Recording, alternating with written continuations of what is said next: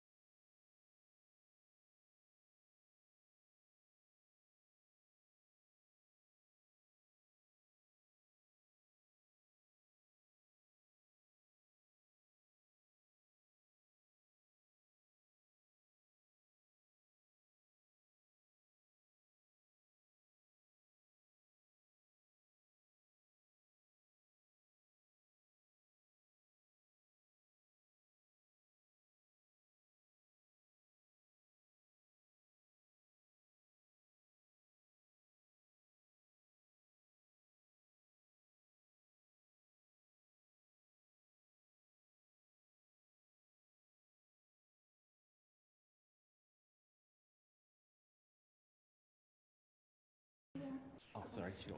You can stand or sit. I'll stand. Kia ora tātou. Just a little introduction about who I am. That's very good. Yep. You'll be right. Stand straight. Ko tere ana ni te waka, ko uawa nuia roa mātua te awa, ko tatarangi te maunga, ko hawati tangata, ko te aitanga hawati tuku iwi, ko roa kāpanga rawa, ko hawati oku marae, ko nahina te aho tuku mama, ko Neville Downs tuku papa, ko Wiremu Waikari tuku papa whāngai, no Turanganuia kiwa ahau, ko Jonas Te Ao ahau. My name is Jonas. I am born and raised in Gisborne. Just wanted to say kia ora to the Mayor of Gisborne, the Chief Executive, Councillors of Poverty Bay, any members of Future Tide Awhiri that might be here, the media, and people at Gizzy. However you refer to our region, we have one thing in common, and that's that we call it home. Now I'm standing here today to present this petition, not only on behalf of myself, but on behalf of the 2,183 members of our community and beyond who have taken a moment of their time to read and sign this document, which brings ongoing awareness to the issues surrounding freedom camping in the Makarori car park. The petition that our members signed reads, I'm sure we all have an opinion about this topic, and if it's similar to mine, we need to remove this hazard from our iconic break. As surfers, locals and visitors, we use this small park every day. Remember when we used to park up Macca Point Hill in a chain of vehicles on the side of the road, checking the surf, catching up with friends? This was a special time in New Zealand surfing. With the growing economy and more traffic on the road, a guardrail was placed up Makarori Hill, ending that iconic era. A new car park was established for vehicle and personal safety at the base, which was respectable.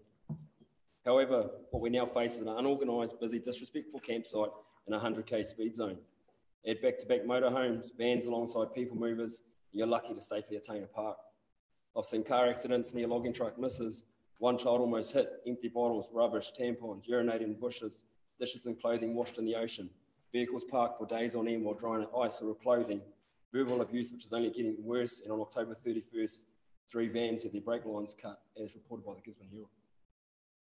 We as locals and the people of Aotearoa need to protect what we have in our backyards and also look after our visitors by allocating safe, user-friendly camping locations while hopefully contributing to the local economy.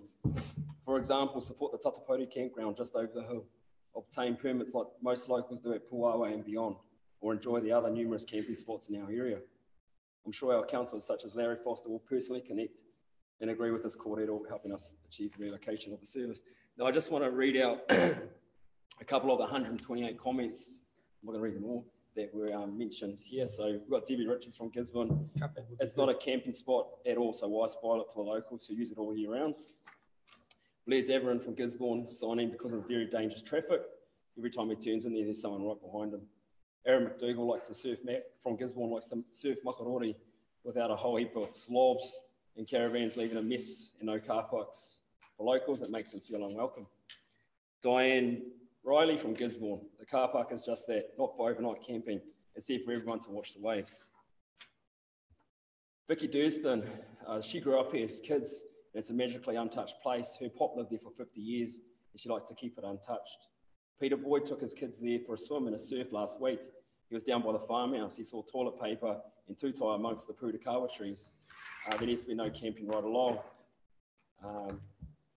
This goes on and on and on and on and on and on. I really just want to finish with Martin Williams. He's actually from Napier.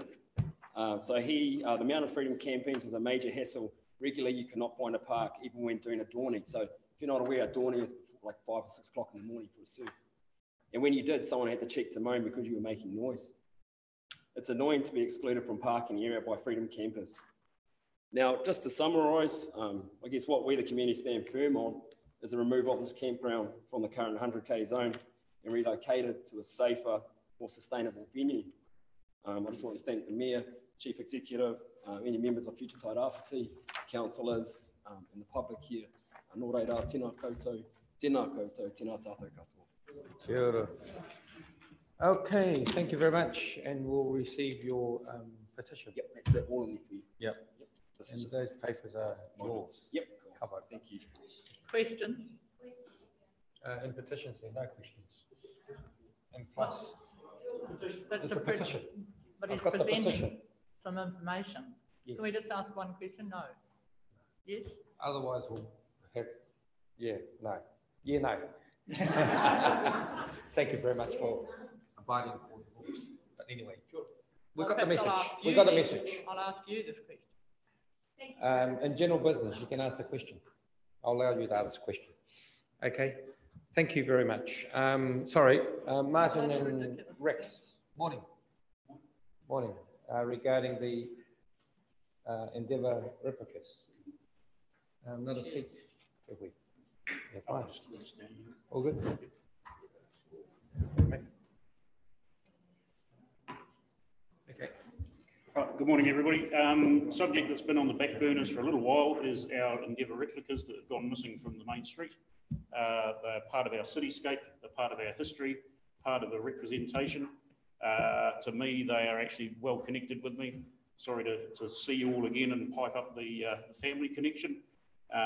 Goes back 50 years next year, just as much as the centenary was in 1969, for which I actually participated as a child. My father, not long after coming to Gisborne, participated in building those replicas, getting them up on the corners of Peel Street and Grey Street. As many of you probably knew, they formed part of the roundabouts that were in the middle of the roundabout, middle of the intersections. Often got crashed into, but as time went on, they got moved as they needed to come out of those places. They prominently went to Derby Street corner and on the gateway to our town out by Campion College. Over time, we've rebuilt them several times because they're only made of wood and sort of rottable material. This time, we'd like to see them reinstated in something a little bit more robust, a little bit more cost saving, take the hassle out of it and get them back where they belong. I spoke to Malcolm several times about this. There's a vast history of voluntary contribution to these replicas. They've been either built by local people, woodworkers. I think a local business helped rebuild them last time. There was some cost, so we're just trying to reduce that. The sum of something like 40 grand each is, we think, is a little bit outlandish. Either that's just been a shot in the dark as what there would be. We'd like to reduce that. We'd like to involve the public in this as a joint venture like we did with the resurrection of the mural. I've gone out and spoken to a lot of people, got some history as to how we came about putting them up. The original plans were drawn by Derek Phillips and scaled off the model that used to be in the library, which is now down at the information centre in Grey Street. We need to reform those plans and going forward from there, someone to remanufacture them and get people involved.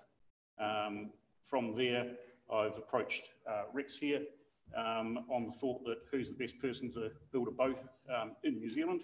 So you go and talk to a boat builder. So I spoke to Rex on his thoughts. He's pretty passionate about getting them up like a large number of my friends and the people I speak to. And he's coming forward for his input. He'd like to involve people from EIT who have also offered some input on that. And let's just get on with it and get them up before next year because time is running out. So I'd like Council to consider some kind of funding. I'm under the understanding that there's a number of places we can go for that. Seeing as I just jotted down a few. We've got THAR for a start, which I'm under the impression that that's what it was formed for these kind of projects, for the city, for the good. Navigation project, I'm pretty sure that will form part of the navigations project. ECT apparently, we can go for outside sponsorship. We've got a lot of volunteers that are already willing to spend their time on this. And let's just sort of get our act together, really. That's all I'm asking. How much is it? That's where we need to come up with a cost, and that's why we've asked Rex to come up with some ideas. I'll let Rex tell you a little bit about his engineering prowess. he's suggested aluminium might be the way to go, which is a nice modern product, and have a chat. Thank you, Rex. Good morning. I'm Rex Bryant. For 25 years, I've been pursuing boat building and design in Gisborne. We employ about 16 people, and to date, right now, we have 4 students that we've employed from the EIT, which I rate as absolutely priceless experience. The EIT, the tutors and what they produce here in the facility is outstanding. So when Martin came to me about this yesterday, quickly I thought over what my contribution could be, and it's around the expertise of design, engineering and fabrication and construction. So at a moment, I thought to myself, well, I am an expert in aluminium. I've got a really good rapport with the EIT, and we have a CAD design arm that we subcontract to do all our work that we could engage. As far as the cost concerned, I couldn't really say standing right here. I tried to track down one of the old replicas yesterday and couldn't find it. I grew up remembering them. I'm old enough to remember them, they were there. I think they're a really cool thing and would be really neat back in place. And I think they'd look seriously cool in raw aluminium or stainless steel. My money's on aluminium. Cost, much easier to, work with, light. And I think that the connection with the EIT and our business around a boat theme that takes us back to the Endeavour is something I could be very passionate about. Thank you. Thank you. Thank you. I did have one question while we're here. Can someone tell us the location of the actual replicas now? They've been taken down. I was told they were at the yard. I was told they were moved from there. Someone said they've been run over by a digger. And if someone could actually settle where they've gone, I'll be much more happier. So, Nadine? We should follow the gives list of the to send you an email advising when they are information. Okay. Right. I'm just hoping they haven't been destroyed, that's all. Okay. Thank you very much, Thank you, gentlemen. Thank you. Great. So are we live view today? We're streaming? Okay. And you've got your microphones, you know what to do. Push the button. Need some training? We can help you there. Right. Declarations of interest. If there's anything, if not now, at the time of the agenda, let me know or let us know. Council Ordinary Meeting 25th of January, the minutes of that page 6 to 11, moved by Councillor Burdett, seconded by Councillor Wilson. All in favour? Aye. Contrary? Carried. Any matters arising from those minutes? None. Ordinary meeting on the 7th of December, moved by Councillor Burdett, seconded by Councillor McLean. Thank you. All in favour? Aye. Contrary? Carried. Any matters arising from those minutes? Action sheet, page 17 to 18, Councillor Seymour. Thank you, Worship. Just a couple of points on page 14 of that set of minutes. I just think we should, it's well down the page, almost about the middle of the page in the page 14, and it starts with a bullet point beginning only 2.5. And I think we should make it clear that that was an expected. Well, I know my question is, when was that expected and when is that built into? Because we're telling you, this paper is telling us that's what's been built into the 10-year plan. So it says only 2.5 funds received from palm oil was included in the model. So when was that anticipated? In your response, it's actually over the cash flow funds coming from the Palmoa over the period. It was probably years 2, 3, 4. It's got the different cash flows. Right. And I think it added, I'll come back to the exact amount, I think about 6 million in cash flows, but we were only applying some of that fund, 2.5, with regards to around the Waitangi and the protection of the pipes up here. So we weren't using all of those funds that we would receive. Okay, thank you. And then I just thought that for a matter of clarity, the same set of minutes and a couple of pages down, where we did discuss GHL, it starts, the bullet point is the third one from the bottom in that sector. GHL factored in Wairangi Road by pushing out forestry dividends a further 2 years to allow for their own roading infrastructure. Well, in actual fact, that was to allow GHL to potentially pay the local share, and that's not really what that says, isn't it? I mean, if the because this is all in the same paragraph as Wairangi Road, and if the Wairangi Road was going to go ahead, then GHL were going to are potentially looking at paying the local share. That's not what's included in this bullet point, and Mr. Wilson's shaking his head.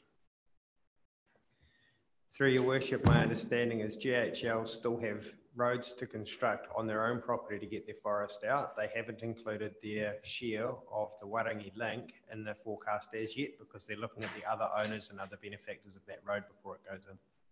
Yes, so why are we saying though, I mean, it's the very fact that it ties it to Wairangi Road. They've factored, if they've reduced or factored it in, pushed out the forestry dividends, and it's only related to their internal roads, then it doesn't need to mention Wairangi Road.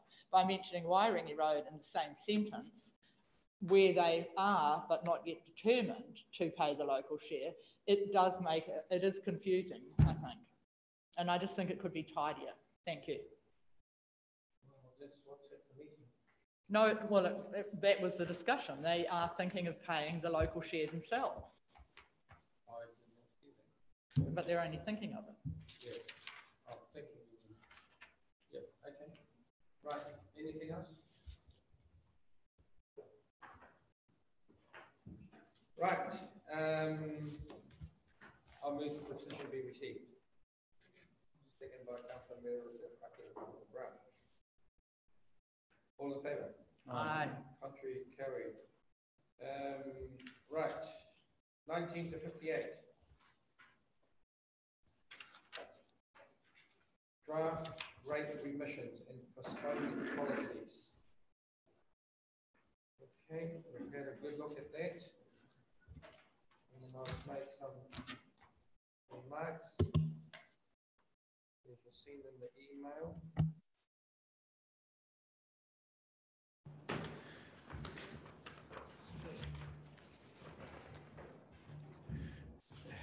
Any comments from our staff, or it's as read? Thank you. There is one change, and it relates to, and I'll give you the page, I think it's page 57 in your, no, it's not page 57, I tell a lie. It's actually written in the policy. There is just, sorry, and it's been handed out to you now. It gives a reference to a part. It should have been deleted, but I'll just give you the actual page. Oh, is it? That one, sorry. It's page 34.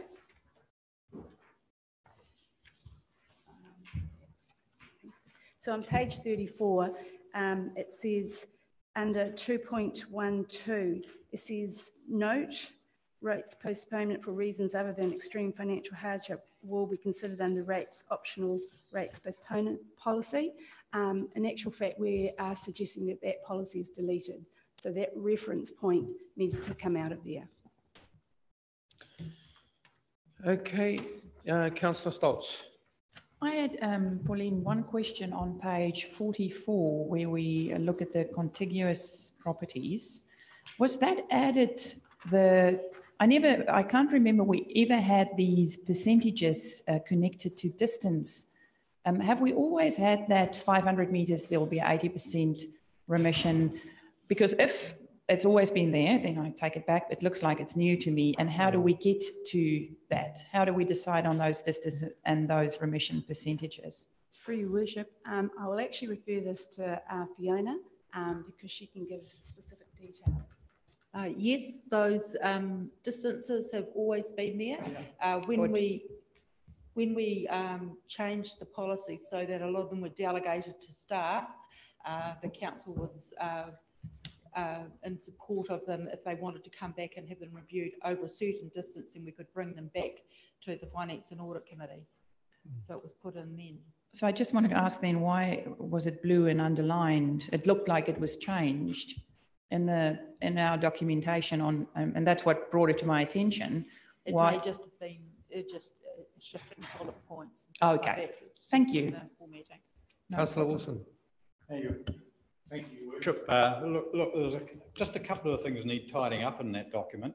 On page 30, it's talking about the Tairāwhiti Development Partnership has developed a strategy to bring land into production. That's historical. I mean, that doesn't need to be in there anymore. Page 34 and 35, it keeps refers back to the postponement of rates policy. We're dropping that, so that needs to be taken out of this policy as well. So that's just a couple of little tidy up points. Yep, that's good. Yeah, just noted that. Yep. Any other matters? Yes, Councillor Dunn. On page 50, underneath the remissions for economic development, I just found it a bit hard to understand it. For example, on the bottom, it says council may decide to grant discretionary remissions for a period of 1 to 3 years. And then over the page,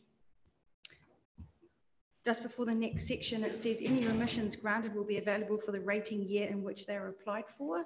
So one is saying it could be for 3 years, and then one is saying it's just for that year. What that means is when a person puts an application in, we won't backdate it past the year that they're applying in. So if they were to apply today, then we would apply it to this rating year going forward. Okay. What we were getting was people saying, well, we want it for the last 5 years. Okay. And so the council drew a line in the sand and said, we'll accept an application in the year that it's made going forward. Okay, that makes sense. Thank you. Councillor McLean. Yes, Your Worship. I find on page 58, and I can't get my head around it, and seeing there's some properties that are having an increase of 1,000%, and the highest increase is 2,287%. What sort of figure are they based on? Through Worship, this was part of that revenue and finance, and when I had a look at it afterwards, you're quite right, I was thinking we only did the percentages, and the percentages look quite high, but I've also got the dollar values and the movements that actually care, and I'll hand them out. So that was just a re-slide of it. And what in this particular ones, there is 5 that are over $750. Those ones, that little snippet that you were given, they were the 5 that were over 750. One of them relates to a retirement village, so it was different, and most of them was capital development. So that equated for most of those changes. There were a total, the others, majority of others were less than 250 in dollar terms. But I can give you this table, which perhaps it sees it straight away, and I can pass it. Oh, that's great. That'll save my phone running too hot.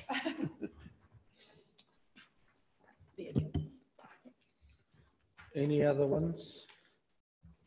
Can I just bring up one on page 55, and it's probably to do more with whenua rāhui, and so definitely support and recognise the development of Māori freehold land, right?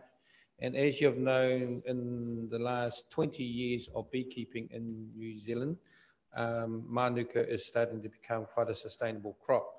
So I was just wondering, like in terms of recognising development of Māori land, and I'm starting to get phone calls now to say, look, we need our road upgraded, because once upon a time you didn't trek into the bush because there was no reason to.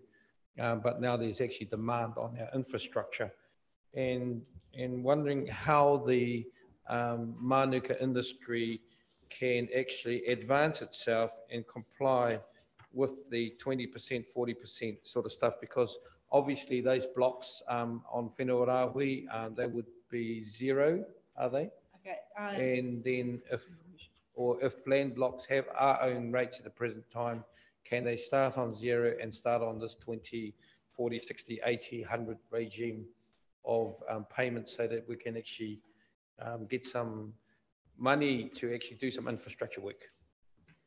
The apiculture is included as a land occupation, so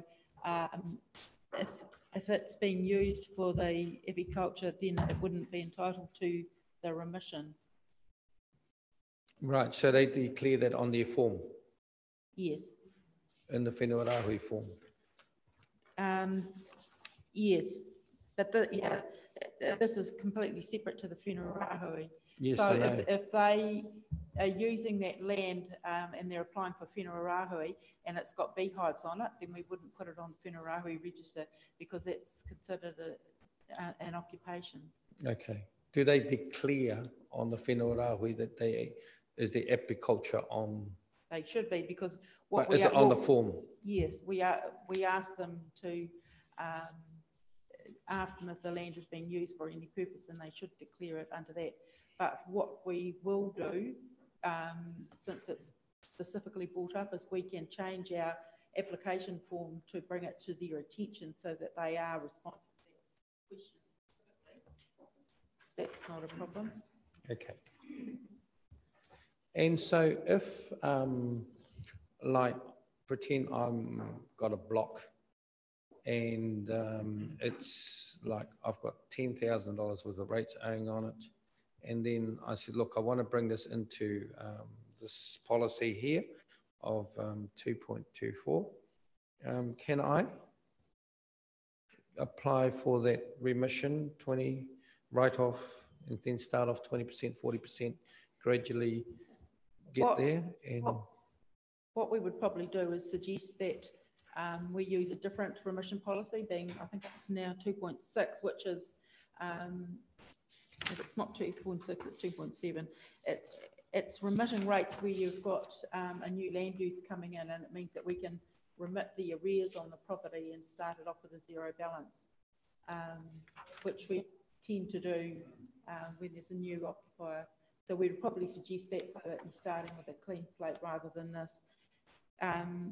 These remission policies for recognising partial use and encouraging development are more about if you've got a whole block of, say 100 hectares and only 50 of it's being used for production, what we can do is get plates created so that we are only rating the portion that's being used and the balance is recognised as being non-rateable. That's what those policies are for. what do we think, councillors? Well, Your Worship, look, I think it's a very valid topic to bring up, but it doesn't sound as though, from what we've said or what I've heard, is that we're going to be successful in changing anything much. Because really, the people that are using certain types of land that are under remission at the moment, well, I can't imagine that anyone's going to rush in and say, well, oh, we're using this bit of land now, you better start charging us rates. So we actually need another mechanism, and we've talked about this extensively before, Your Worship, and I think you've been leading the charge quite often about that, as Councillor Burdett does, saying, well, there's a lot of people making a lot of money out of some of these blocks, which we are actually giving remissions on.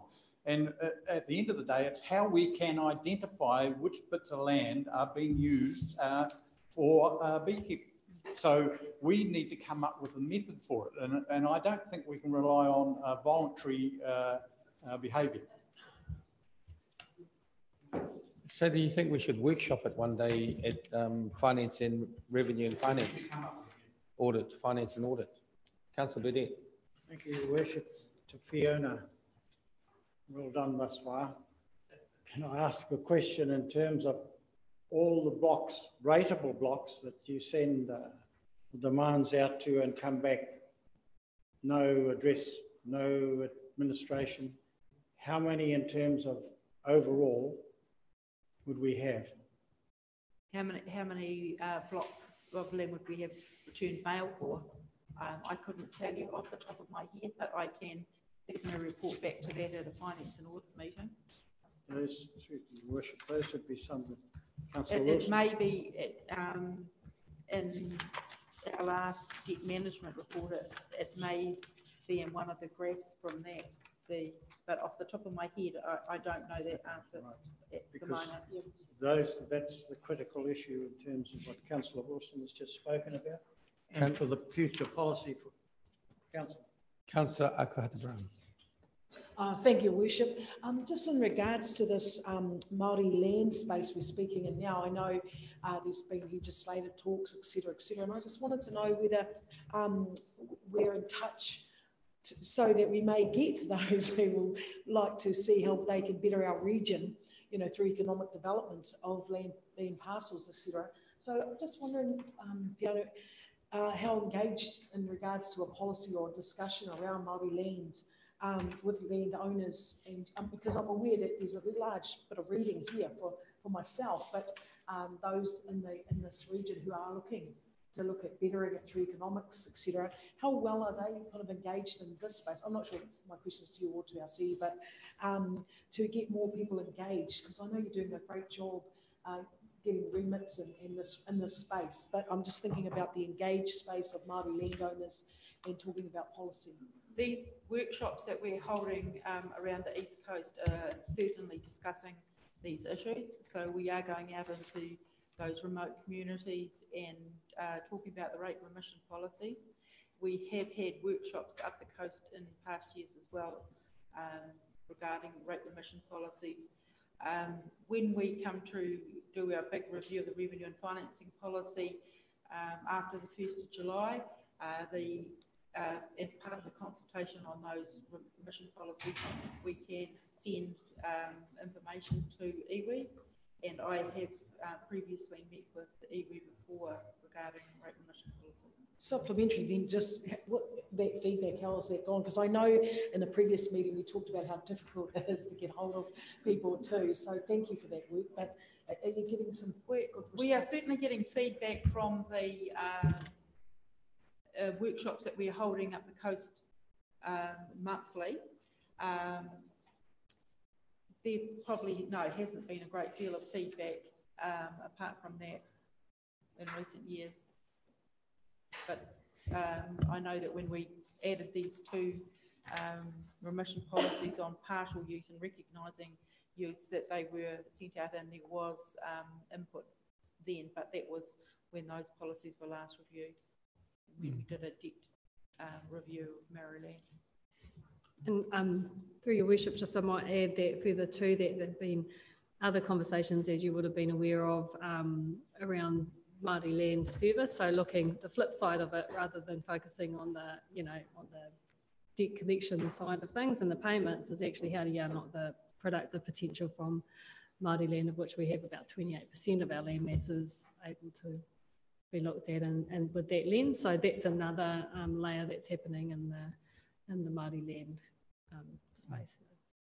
All I want to say is that I want to make it as easy as possible to ease the agriculture industry into the rating regime, because it's zero at the present time. And how do we ease it easily in? And I was looking at the policy of the 20, 40, 60, 80 and over a period of time, because people do start off with a few hives and they build up on that, and then they get a few more hives and they get a few more hives, and then that's how it works. They don't come up with a big dollop of money. If you have an instant remission process and you do cut them off at zero, and then you charge full rates, I don't think that easing in will be able for them to cope. So I'm just thinking, you've heard the message anyway. So I'm not quite sure whether it's reflected in the policy and whether you can actually apply it to that this 20, 40, 60, 80 policy.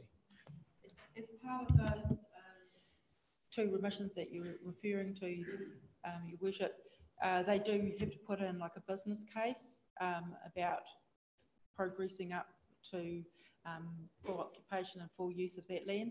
And yes, we can certainly do that increase in rates gradually, so that policy. And one other thing I will add is that regarding the Māori consultation, we a few months ago now had a meeting with the Māori Land Court in Te Tumu Paeroa regarding just a general informal meeting about information exchange. And one of the things that came out of it is that we're going to do a training session with the Māori Land Court regarding our rate remission policies and regarding rating in general on Maryland. So that is coming up soon. We haven't got a date scheduled yet. We did have a date scheduled, but the Māori Land Court had to cancel it for some court hearing, I think it was. And so we are to reschedule, and they were waiting for me to come back to work. So. Councillor Seymour? No? No more. Okay. If no one has Do you want somebody to move it? I'll move the recommendations with the changes that have been signalled. I'll second. Okay, moved by Councillor Wilson, seconded by Councillor Stoltz. All in favour? Aye. Contrary carried. Page 59 to page 128 is the draft Treasury policy for review. And you've seen my comments, and we've had some response from Nadine. So, through your worship, if I might, there are a few typos in the actual policy itself, which we apologise for. So we will tidy up some of the matters where comments from staff have become part of the policy. And there are some areas where we responded to His Worship on those questions that were raised, which are non-material to the actual overall policy, which we've included. For example, deleting statements on page 69 as an example around submissions from management requesting one-off transactions falling outside the policy guidelines. So we've removed that because it's inconsistent with the delegations and other minor changes in there that we could accommodate. So, I mean, I'll just give you an example. On page 105, okay, and so, I mean, this is about clarity of information as well. So, in page 105, in the appendix 2.1, banking facilities, bank funding facilities, and it lists the Westpac Corporation, the ANZ, and we do also have the local government finance thing. So, you know, another column in there to know that these are where our loans are. And so we can actually see on one page what is the best value for council at that time, a snapshot, right? So it's just to list them all. You've got the responses from the other ones. I think on the general, the responses have been, you know, it's work in progress all the time. We're just picking these things up. And all in all, yeah, it's a working plan, working policy, like all policy are, and it's a review. And so we always make continuous improvements and clarity. Okay, any other things? Yes? Yes, Your Worship. On page 107, there's we have a partnership with Duke on this. With what we've read of late, would there be any effect with that partnership? Not as I'm aware of. That's one of the areas that is also in there. Actually, the joint venture expires in 2024, not 2033, with a right of renewal. As far as I'm aware, we continue operating under our current joint venture. Thank you. Councillor Dowsing. Thank you. I was just wanting to question page 76, 4.4, debt ratios and borrowing limits. We discussed a fixed level of borrowing, not a percentage-based level of borrowing. Is that going to stay written as a percentage-based? For Your Worship, it was in two places. You're quite right. We talk about 100 million, and this is always says that giving you an indication of what it is your revenue and what that would equate to, because our actual LGFA talks about how much we can borrow based on our revenue. So that was trying to give you an indication of that. So they're one and the same. Okay, so this is just an explanation of the outcome from our fixed level. This isn't this isn't determining that we have a percentage-based level. Okay. Definitely. The next piece was actually on internal borrowing, which is something that I believe I've ignored a great deal in the past because it doesn't give me a good indication of the information hasn't given me a good indication of business performance. When I read this policy, it actually it intrigued me, wondering whether internal borrowing can be a really good indicator of unplanned expenditure and tracking trends in the organisation. So I'd love to see more reporting on that. And there is some reports later in the day, but I think there might be the ability to over time track expenditure in there. A question I did have was in the interest charged and paid, and again, this is a little bit indicated later, but is there a potential to create a disparity in what we're paying and receiving, paying externally and receiving internally through internal borrowing? Is there risk that we're not receiving enough from our internal borrowing structure to cover our outgoing interest payments? For your worship, no, they're one and the same. So and this was raised at the last financing audit, how do we apply our internal loans and what rate is? So it's saying whatever we see as the average weight cost of our interest that we receive externally, that is applied to those same loans. And that's how the principal base we do for planning as well. So if I understand it correctly, and again, I won't try to find the page now, but later in our agenda, it indicates that there's 3 techniques for assessing what interest is applied to them, and it's depending on 3 different rates. And there is a comment that we have a shortfall in received interest on internal lending. So I'm a little confused because later on it does say that we do have a shortfall. What this is talking about, the external and how the options that they could do that. So the shortfall that they're talking about, any cash and what we receive in debt, but we have minimal cash flows goes out. But when we apply it for the internal loans and how we actually transfer those costs to those people that are drawing down on it, it is on a monthly basis, what is their actual average weighted cost of our interest, and it is applied. Yeah. Councillor Foster. Just on page 165, just infringement of offences and fees. There's one other question I'd just like to ask as well on top of that before I get into this, and that's have we got a handle on how much it costs us to monitor freedom camping at the moment? Just our 3 freedom camping sites, just the cost of our monitoring process would be good.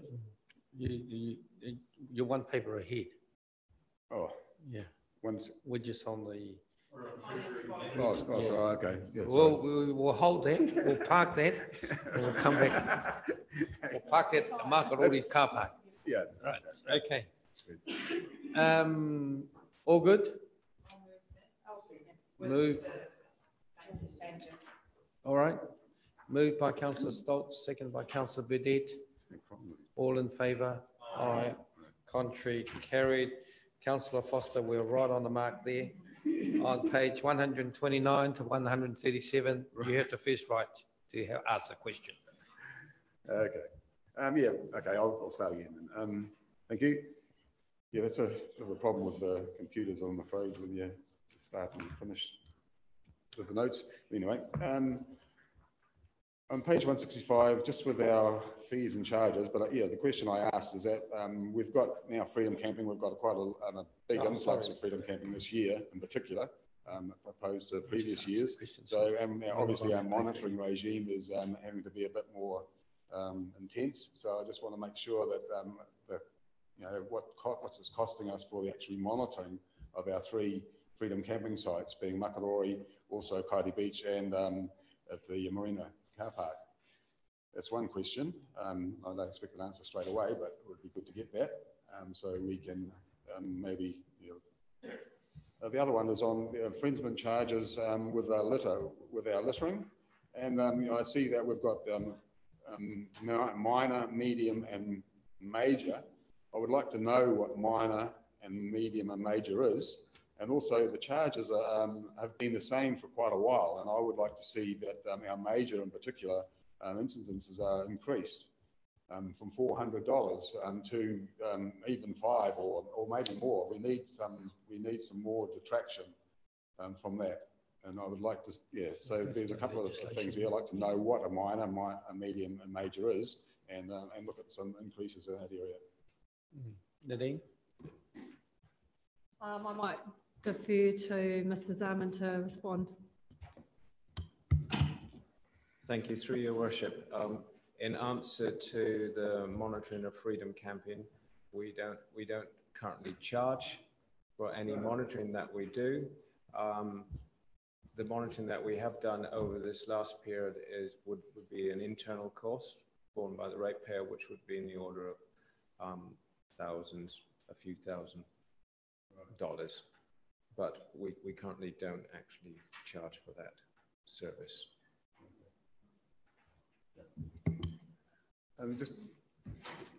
Sorry, in the rubbish question around the Small, charges. medium and large. Under 1 kilo, 1 to 100, and a ton onwards. It's my interpretation. I think it's actually, if you look on page 165 at the bottom of that page, it will be referring to the Act, and we can come back to see if it's definitely that, but in most cases they are prescribed in the Act of what you can see as charges. So we cannot, we have to abide with those changes that are set there in the schedules. Through your worship, yes, I can just confirm that those charges are set by the Litter Act, and that's been discussed previously at EPNR. We looked at whether it was possible to increase them, but unfortunately they're set in legislation. Small, medium and large does tend to be a judgment based on the staff attending the particular incident, but I guess that, large becomes really evident. We get people with, trailer loads of stuff that is dumping, and probably small, it's sort of be in the order of a rubbish bag worth of rubbish, and medium somewhere in between. But it is very much a judgment call. Now, is there a charge where if someone have dumped an excessive amount and we go and clean it up, can we actually, on top of the $400 infringement, recover the dumping fee? So through your worship, unfortunately, we can't, unless we take a prosecution. Obviously, we'd be seeking some sort of reimbursement, but the fees are set by legislation. Okay, so if it's large enough, we can take a prosecution. Councillor Stoltz. Thanks for that, Lois. I know that most of our fees are set by legislation, as what you said, but I was very happy to read on page 133, where we do say all other regional councils in the country charge for ongoing compliance monitoring fees, and we don't. So I am very happy for us to make sure we take the money from where the service is being delivered. So I support us charging the fees to make sure we cover our cost, because we are doing a job and we should be paid for it. So I am very happy to see that we do plan to charge for ongoing compliance monitoring fees. Thank you. Has the rates come down as you get more income from direct users? Through your worship, no, that's just a distribution of who pays. We still need a certain amount of, we have to make zero net balance. So meaning that if we get the income from rates, then that reduces our need for user fees. But if we have higher user fees, that reduces how much we rate other people, target rate. Because the general concern from a lot of people is the continuous increase in fees and the cost of doing business. And especially for the smaller businesses, I did mention one, the sale yards was such a multi-million-dollar turnover, and then you got a small store, they're getting charged similar, and I've been told that it's under a different act, right? But I'm just indicating that we just need to be mindful of the fact that the cost of doing business, we need to ensure that it is still sustainable and they're able to survive.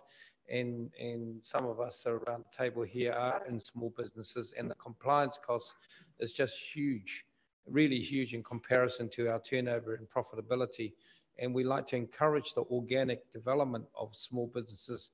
And the amount of paperwork, not only in this organisation, but in other organisations that we have to comply with, is just huge. And I think we've come from sort of like not a lot to a mountain of paperwork somehow through government policy, maybe even through council debate, that we actually need to come back to somewhere in the middle, because it is a ton. You know, sometimes they say, like, taking temperatures every day, right? Mr. Mayor, you need to bring that kind of material up with the visit that you make next week to Wellington, because we don't set how many times you need to measure various things, and that is very particularly a government decision. So that's a perfect example to bring up next week. And the other thing that Councillor Foster brought up was the cost of monitoring and operations for the Freedom Camping, So I am meeting with 20 other mayors with Minister Kelvin Davis. And one of the things is that Freedom Camping is a cost to the council, even though it does benefit the shops, the petrol stations, the supermarkets and that, but it is a cost to the ratepayer who has to pay the person to go out and issue infringement notices and to clean up after people. And so just want to make it clear, and are thinking of how we can actually do that. Councillor Wilson. Yes, Your Worship, just following on from your speech about compliance costs and so on, we've got to realise also that the world has changed too, that we demand a better environment, and that does cost money, and it requires people to check on it, unfortunately. But there is a happy medium somewhere that where we want to keep the environment in a good state, but we have to work efficiently as an organisation too, that we look at ourselves and see that we are charging the right amount. We're not just escalating costs, but we're continually reviewing how we do things to work efficiently to provide the best cost-effective service to our customers. With the freedom camping thing, again, it's a balance thing, isn't it? Because, okay, they do cause an impact on our environment at times. And you see examples all around the country where we have hordes of people that are just trying to get a free night with getting the least costs out of their trip. And we need our visitors to see that we want them to look after the environment as well. So again, it's a balance. And we want to put out positive messages for people that come here that, hey, this is not just a freeloaders place. We welcome you, but we want you to look after our environment as well. Councillor Wharehinga. Thank you, Your Worship. I just want to stand and support your comments in regards to our cost on ourselves in regards to monitoring freedom camping sites. You're absolutely correct in the fact that it does cost our ratepayer, but it also costs our wider community in regards to the satisfaction around the areas that they occupy. So those places where people surf, or those places where people park up to eat their fish and chips, etc., etc. We heard this morning that some people would be kind of berated because they were out for a dawning and they were there early, and the freedom campers were like, you're making so much noise and we're trying to sleep at this time. And we do want to, having a very good monitoring system would ease those tensions between those two different groups who are awake at those two different times. I definitely think that this is something that we need to take to central government, because we are hamstrung by central government laws at the moment, and we do need to regionalise that power back. So just wanted to speak in regards to that. Thank you, Your Worship. Kia ora. Councillor McLean. Thank you, Your Worship. And I do have a conflict on some of the comments I'm about to make, and it's about the food hygiene law. We've got mobile caravans that do sometimes nothing much different than what restaurants and cafes do. They sell food. They're working under an Act of 2002, whereas the cafes and restaurants are working under an Act of 2014. And like you said earlier on, the testing of food temperatures, I can say chicken, for example, 3 times. You must probe it after it's cooked and record the temperature. You must sit it on the bench for a period of time and probe it before, and if you're going to refrigerate it, you put it in the refrigerator and you probe it again 3 times. That won't happen in mobile caravans. And they stand the same risk as anybody else of endangering people's health. They sell fish, they sell poultry, they sell all those things. And I just think all these acts, when you're retailing food, should be all on the same page. Thank you. The poor chicken has been prodded so many times. Councillor Dunn. Sure. It is for consultation. Yeah. Okay. It's only for comment. It's not actually been adopted. Your Worship, we're talking about page 138, I trust, because we jumped. 129. Well, you've had half the conversation. That's all right. Has been about the following paper. That is the point I'm making. So what are you voting on? We're voting on page 129. Excellent. Seconded by Councillor Wharehinga, moved by Councillor Dunn. All in favour? Aye. Aye. Contrary carried. And I suppose we'll have less debate on the next one because we've covered some of them. Page 138. Yes? I'll move, Worship. Thank you. Moved by Councillor Seymour, seconded by Councillor Akuhata Brown. Any other comments regarding that? Now, this is approving for consultation again, right? So those that are watching, that are interested in fees and charges, we want you to make submissions to make sure that it is fair. Right, all in favour? Contrary carried. Page 185 to 221. Resignation from the committees and amendments. Councillor Akuhata Brown indicated to me by email that she was going to resign. And then I was thinking, do we need a report? And I asked our staff and I found out, yes, we do now. And here's the report. Okay. So any issues there? And also to adopt the delegation of committees.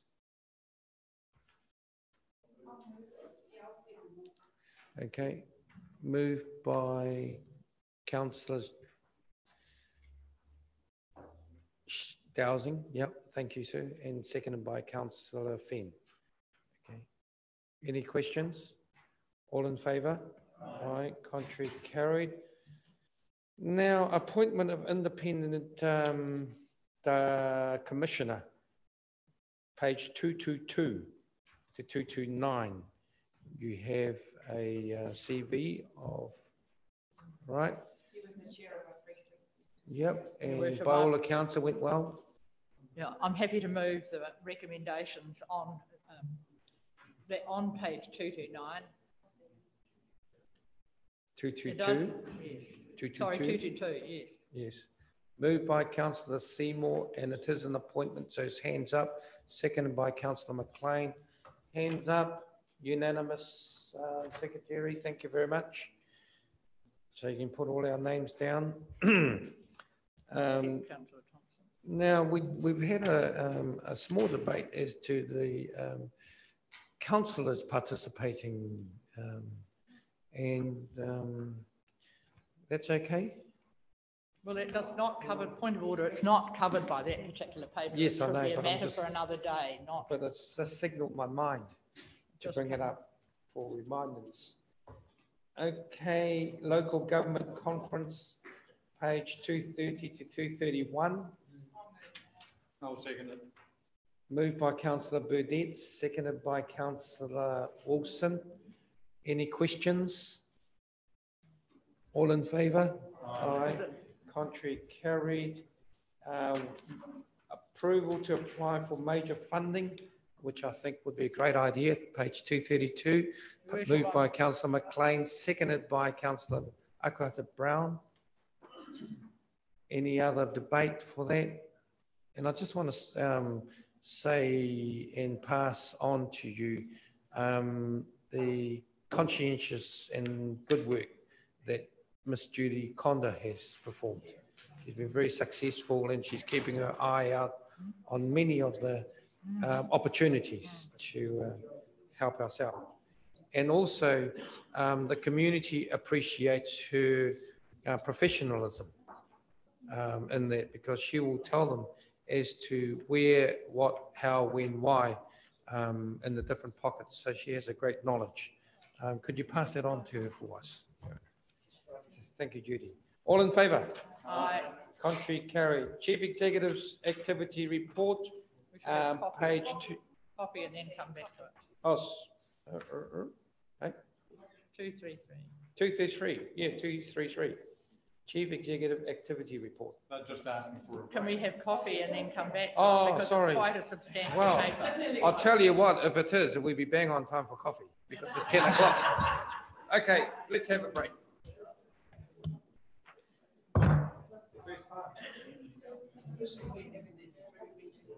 Yeah, yeah.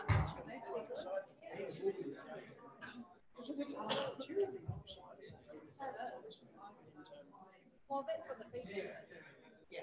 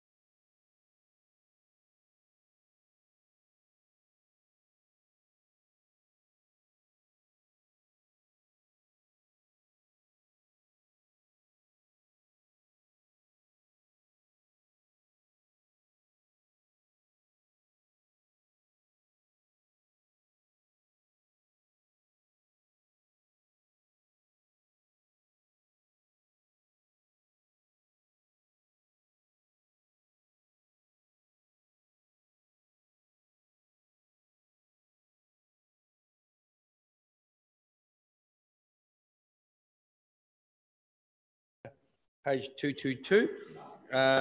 Councillor Seymour has after talking to our staff, has some comments.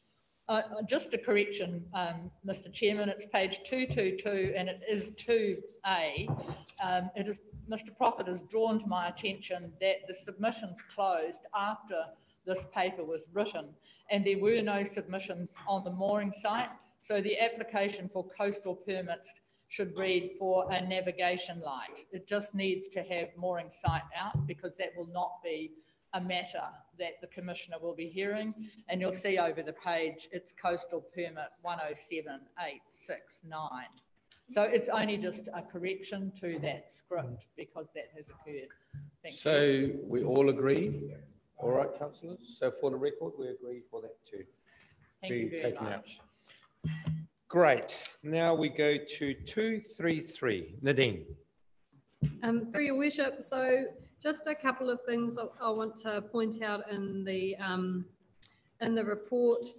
The high-level financials that you've been provided with and the commentary is as at December, but the actual attachment of the financial information is for that period of November because at the time of compiling we haven't had all the detail to hand.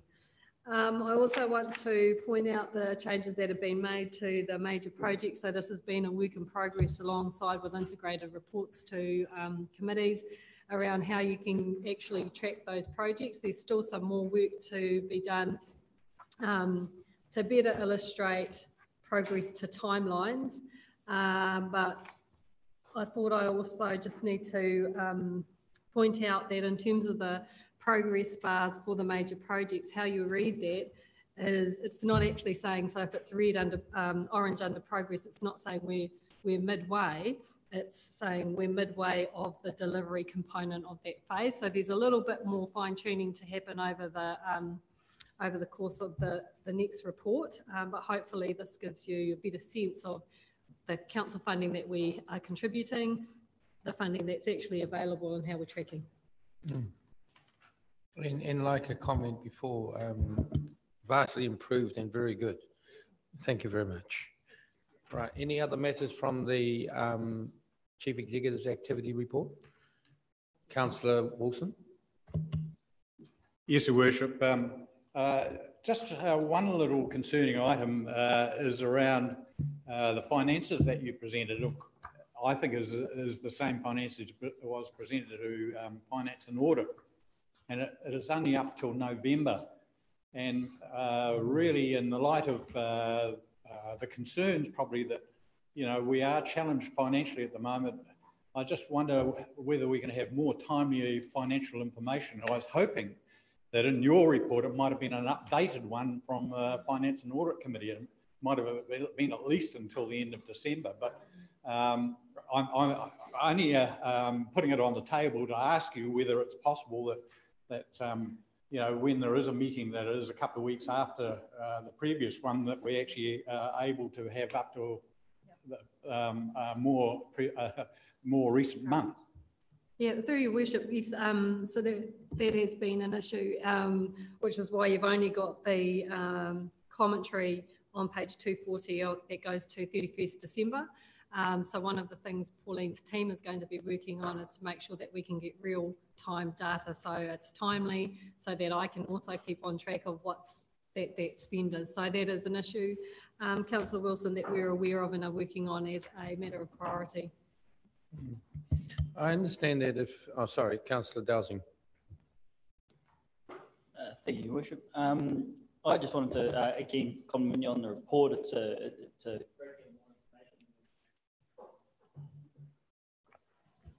my microphone seems to be playing up. Yeah, a great deal more information and clearer information for our community as well when we look at the council contribution across all of our projects. It gives us a real scope of how our ratepayers or how our rates are being used.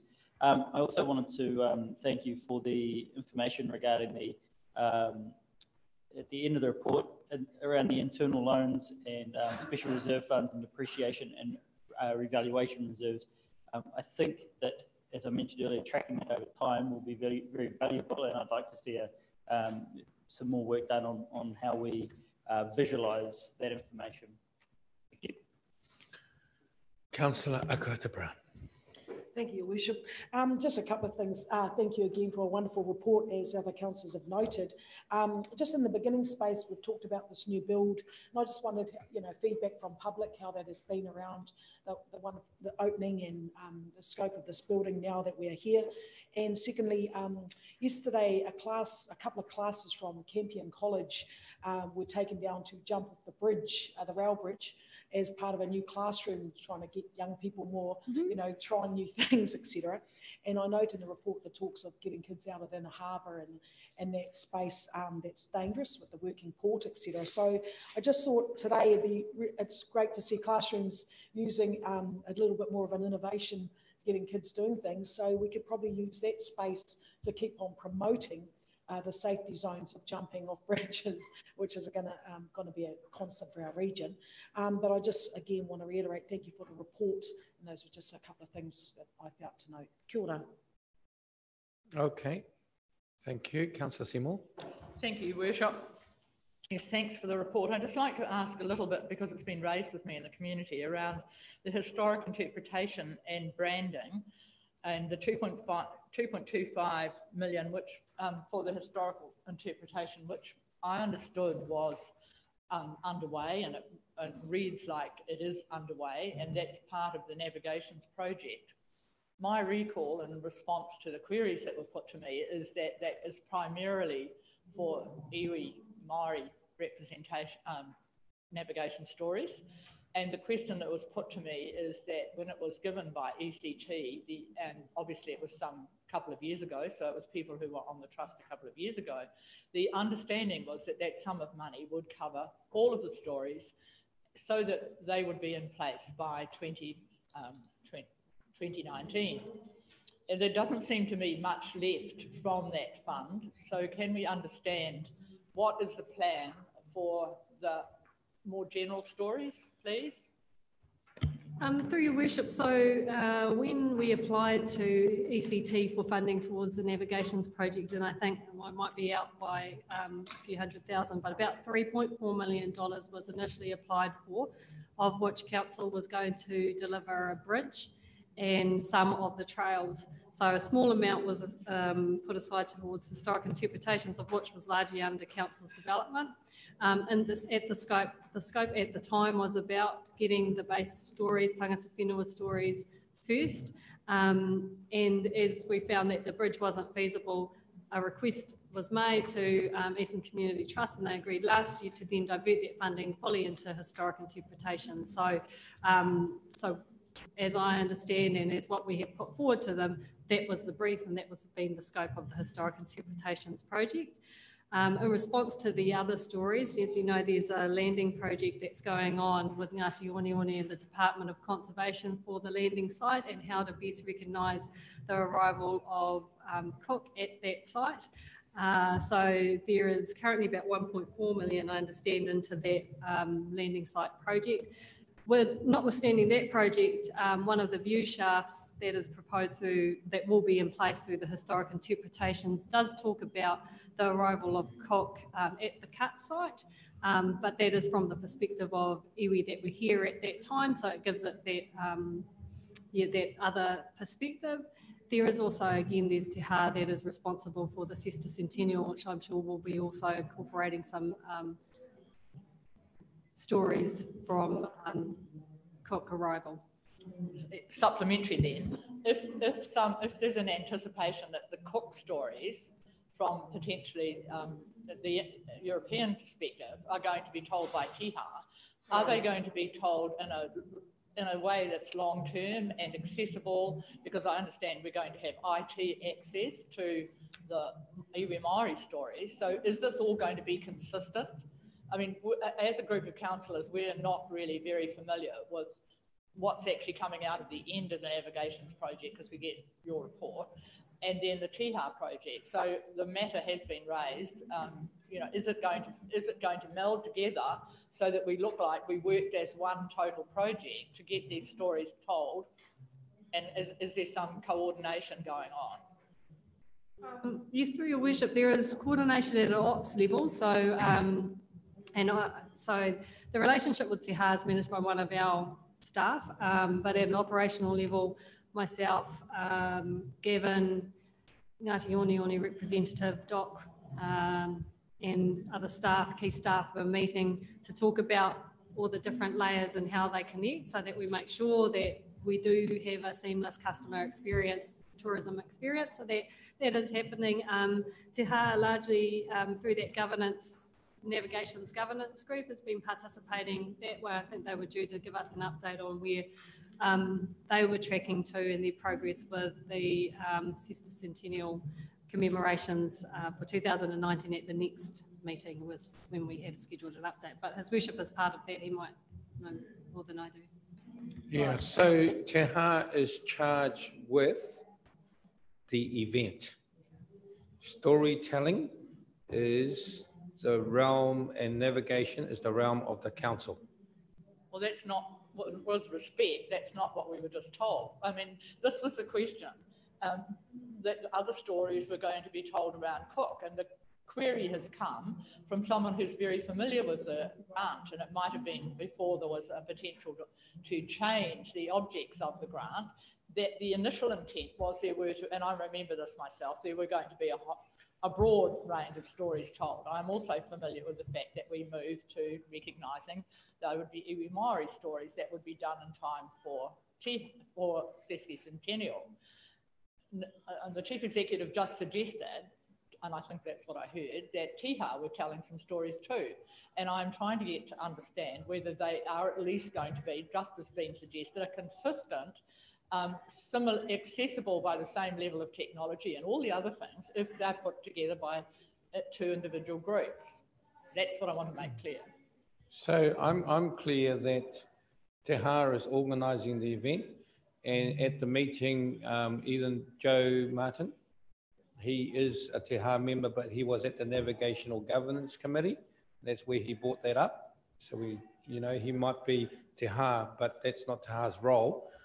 But he is on the Te Rāwhiti Governance Committee, and that's where he brought up the issue of the stories. And through your worship, as I understand, the role around the event is to ensure that there's some sustainable long-term outcomes as a result of the investment into the event. And also, as I've alluded to, there is substantial investment going into the landing site, of which at that site, the Department of Conservation has been working with us to make sure that there's going to be interpretations and storying on that site as well that will recognise the Cook arrival. Thank you. Councillor Akata Brown. Okay. But I'm asking to, with respect to Treasury Summit, and I understand that there was a meeting in February. Is the observatory part of the package that is currently covered by the comments on Is the observatory still a live issue that potentially may either be upgraded? It's not really clear from the comment on Titirangi Summit. I'm just wondering if that's still a doable project in time for 2019. Through your worship, I think, so paper is coming, tracking to council.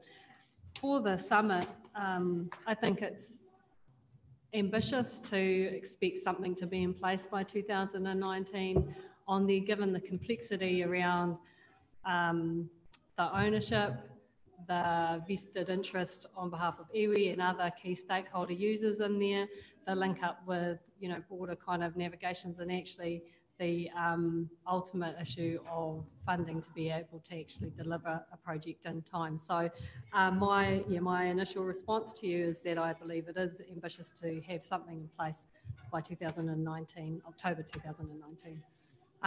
So in terms of the options that have been looked at, it's really about, well, what is the business case for an observatory again on Titirangi? And you saw some versions of what that might look like. And then there's a question of community engagement and funding and so forth. So still working through the business case, what the appetite is and what actually we land on up there. So there is obviously that option that was discussed last year about let's just strengthen it. I think the community, it's fair to say that community appetite for just strengthening the existing building is not there, especially given the major investment funding that we will be receiving to tidy up the upper car park of the summit. So work in progress. Councillor Dunn. Oh, sorry, Councillor Akata-Brown. On from that? Oh, yeah, you do, because mine's different. Just following on from that, I appreciate that we may not have funds, but isn't there some assurance that the summit is still going to look spectacular in some way in 2019? It may not be our golden plans that we're after, but it will be something. Through your worship, yes, so that's the 1.8 million dollars that we have received from lotteries will contribute towards tidying up that upper car park area. Following on actually from that too, we had a meeting, this Tutarangi subcommittee, and discussed that. So rest assured, staff and a number of people in our community are working on that space. So it will look stunning, even in its natural state, but with some extra clearing, etc. So, but my question, I'll be remiss, firstly, to not note my conflict with Papa Whāriki. So I'll look at it from a broader context within our plans, and it probably sits well with those outside right now who would love to see the suburb of Puhi Kaiti considered about what other resources or mechanisms to encourage neighbourliness and community, because as a neighbourhood it does have a lack of resources. Hence why the Papa Whāriki Society was kind of a space where people were identifying a need but trying to meet a greater need, I believe, hence why we're stalled. But certainly the money that was given into this project, where is that now sitting? And is there another framework in which this community can get something within the long-term plan? Because as a community, it often is feeling like it's the poor cousin in the space of also other community parts, as have been mentioned earlier. But in my view, it would be really good to see what else could happen in this space, if not that sports hub. And also just how we are saying to the whole community their space in this in our whole region. So that was a project that has still got a lot of passion. Where does it sit, and is there another space for it to go into to meet the needs of a neighbourhood asking, can we be a part of this region? Through your worship, so as I understand, and Pauline will correct me if I haven't quite got this right, the $1 million that was initially approved by council for Papa Whāriki was not budgeted for. It was going to come through this long-term plan if the checks and balances or the requirements for the revenue generation strategy had been delivered. And given that it was a grant, that would have had to have our operational budgets in. So it hasn't been budgeted for, would have been provided for. We recommend it doesn't, because there's been no progress made towards that. So that's the first part of your question. The second part is around, so what then, what happens with the community if they want to undertake, if they want to undertake that kind of community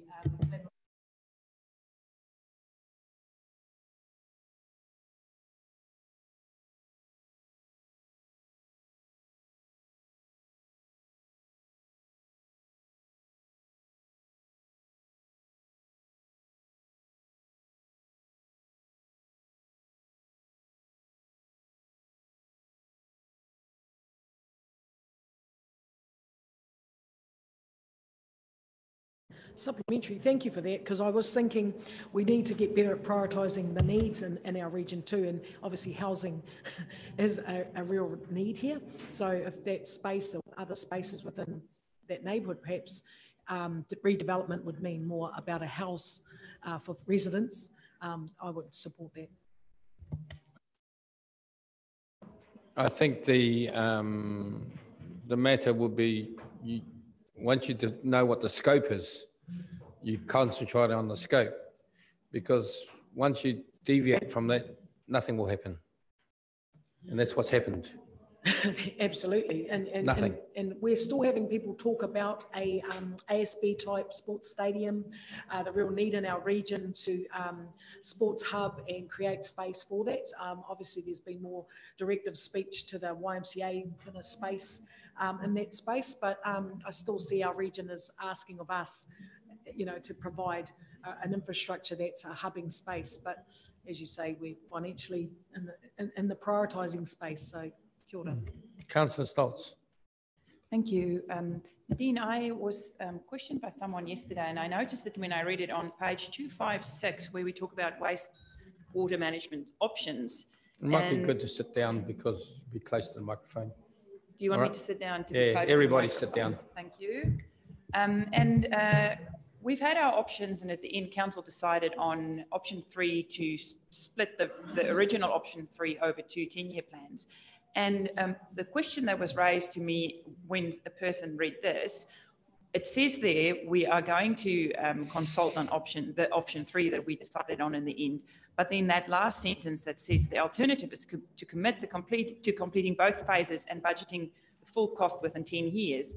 So the question that was raised to me is, are we going out to the community and saying, this is what council chose, the one we chose over the 2 10-year plans, or are we going out to the community and say, these are the 2 options? Because when I read that, it looks like we will have 2 options. And I was just seeking a bit of clarity on how we're going to consult with the community come our 10-year plan. Thank you. Yeah, through your worship. So the WTF consultation document that is currently with audit, and we hope to be able to get out on the agenda tomorrow, that has a requirement of your consultation document is to disclose all possible scenarios. So this was one of the areas that they identified in the last plan that we didn't do well at. We didn't disclose the options that we looked at and the potential implications of those costs. So what you will see in the WTF document is the preferred option, which has been modelled over the long term, but also the shorter 10-year option, which shows something like a difference between a 4% and a 7% monetary difference or over time. So yes, we will disclose that, but we are saying that the preferred option that council has proposed through the long-term plan is option 3, staggering over a longer period of time. And then just supplementary ask, are we going to do that over all our projects? I'm referring maybe to the Olympic pool complex. Are we also going out to the community saying, this is our preferred option, this $28 million option if we can get external funding, but these are the other options as well. So will that be consistent across all our consultation documents? Yes, through your worship, it is on the big ticket items. So we have modelled in there scenarios for the wastewater treatment plant, the Olympic pool, and there was one other, roading. Yeah, so those are the 3 big ones that we have shown. This is the preferred option of council, which has been modelled for. These are alternatives, and this is the cost to that. Bill. Thank you. Your worship, I don't want to sound like a broken record, Nadine, but restoring. Put it in front of you. Eh? Put it in front of you. Lift it up. Lift it up. Why? Put it so we can hear. I was talking. You can't hear me. No, I can't. Put it close to your. Right. Nadine, page 241, restoring the Waipu catchment, Waipu Koka, Huhua. I spoke last time about that. Since then, I've had a lengthy conversation with David and Kerry Hudson. I don't know if they've informed you or if Kerry has. There's a proposal to plant the Waipu catchment, the Waipu River itself. And in terms of the things that are sitting in Headley's yards, there's an application to the MPI to put them in the river as dollars. Now, we know, and I was told at the last meeting, there is no funds allocated to the Waipu River restoration because it was not considered a priority. But hey, is that a fact? Through your worship, no. When asked at the last council, I did respond that we have budgeted for that. Now I can't remember off the top of my 80 head. grand you mentioned, that's why I just wanted to clarify. Sorry? Is that going to cover it, 80,000? 10 years is a long time. Probably, so that's a council's portion of it. The other funding that's available through the ECFP will also assist in further restoration of the Waiapu. So I can quite safely talk to the community about that. Thank you. Thank you, Your Worship. On page 244, under playgrounds, I've been asked to, has there been any follow-up for fencing of any of the playgrounds in relation or on the assistance for our autistic children?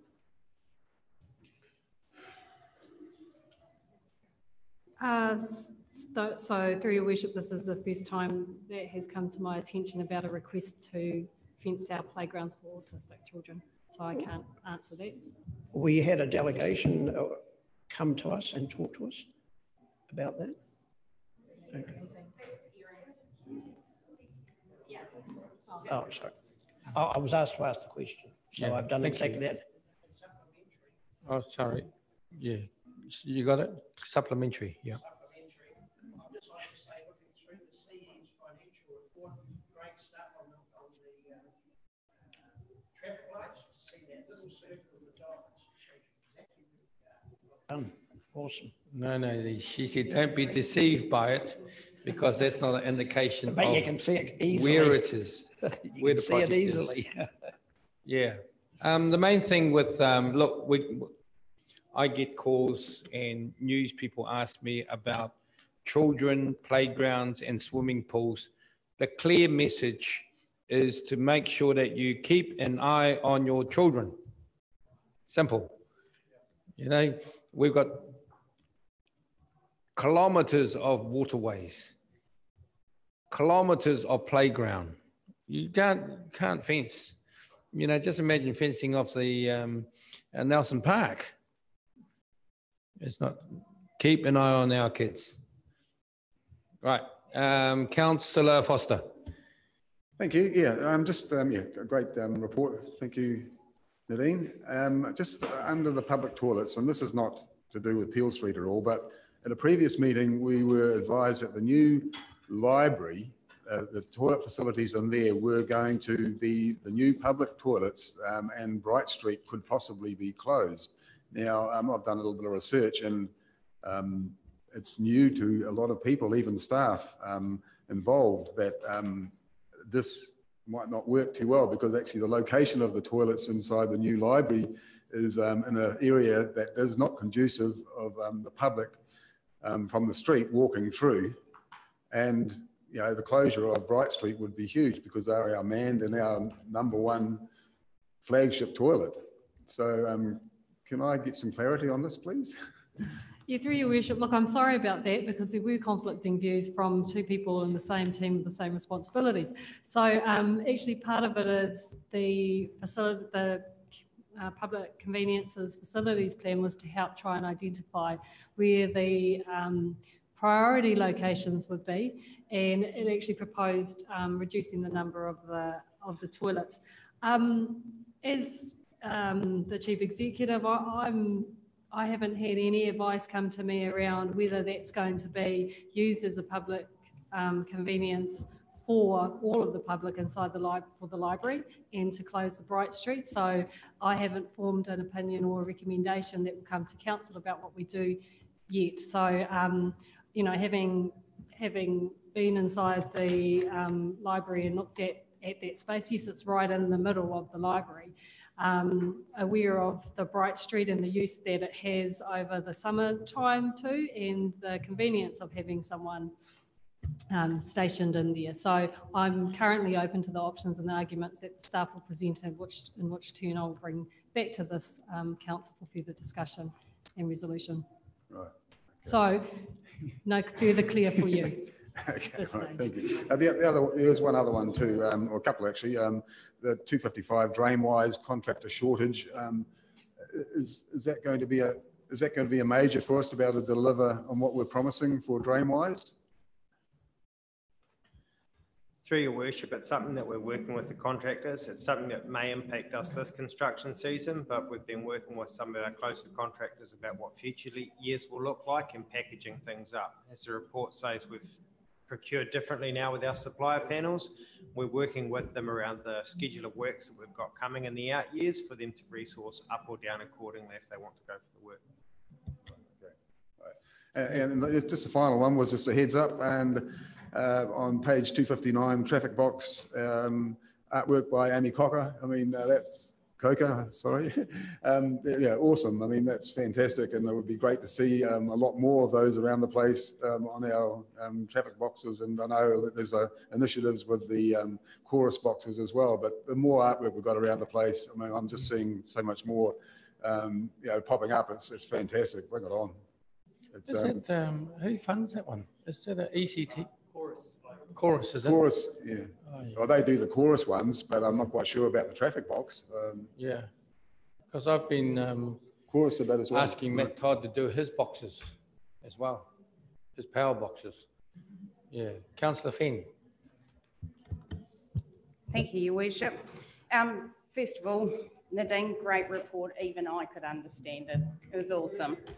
I'd just like to support, I guess, Councillor Stoltz's request for more information around major projects and the different options around costs and the differences to ratings and stuff.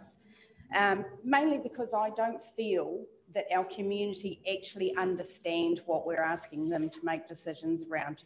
I think more information, like Councillor Stoltz said, to help us better inform our community. Great. Thank you. Great. And great report, awesome. Thank you. Did we have a mover and a seconder? Who's taking minutes? Jill, did we have a mover and a seconder? Oh, moved by Councillor Burdett, seconded by Councillor Dunn.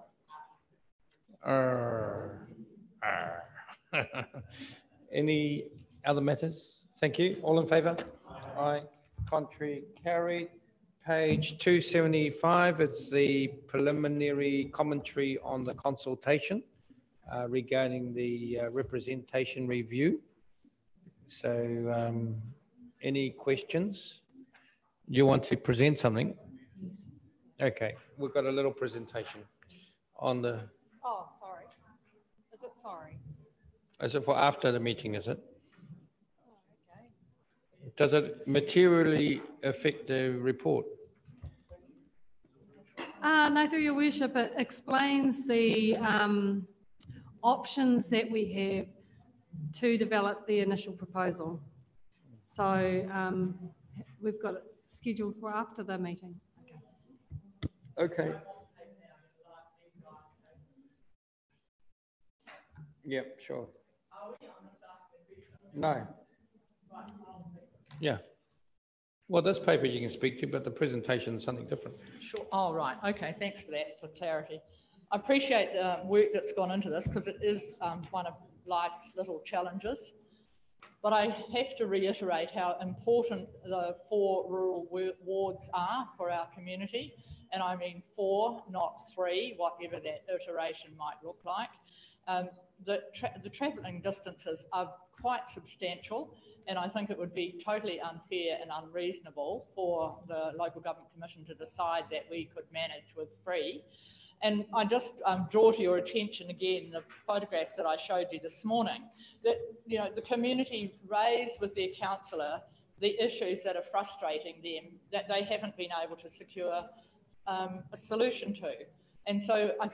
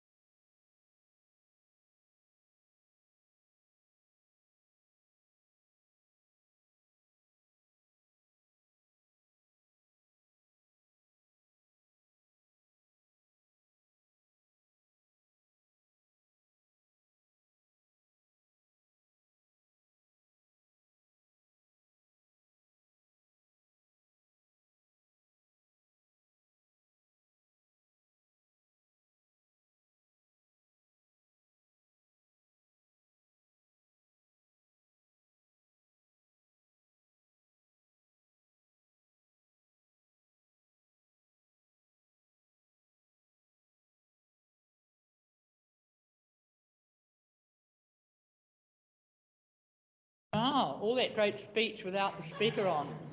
Regardless, that's how I do feel really strongly about it.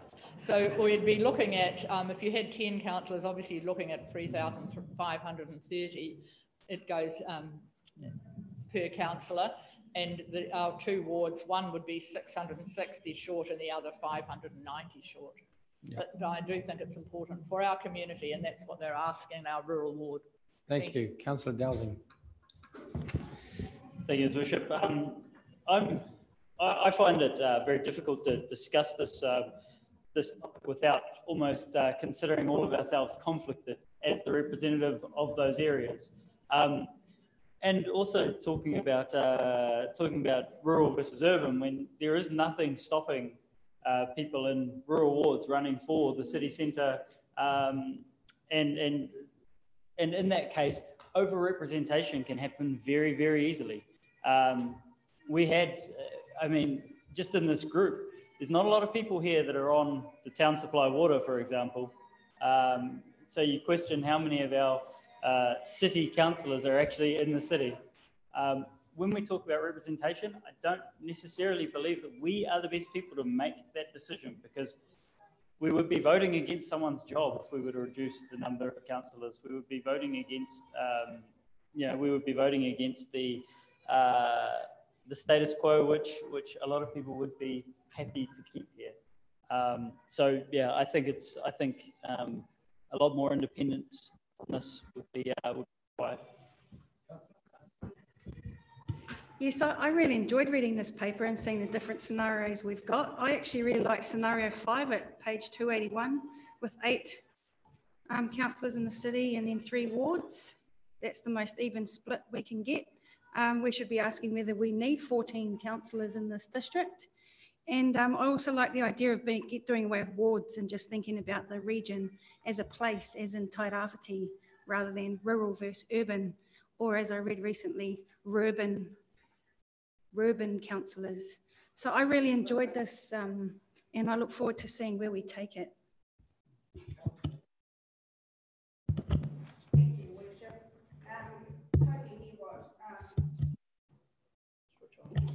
I am switched on, thank you. What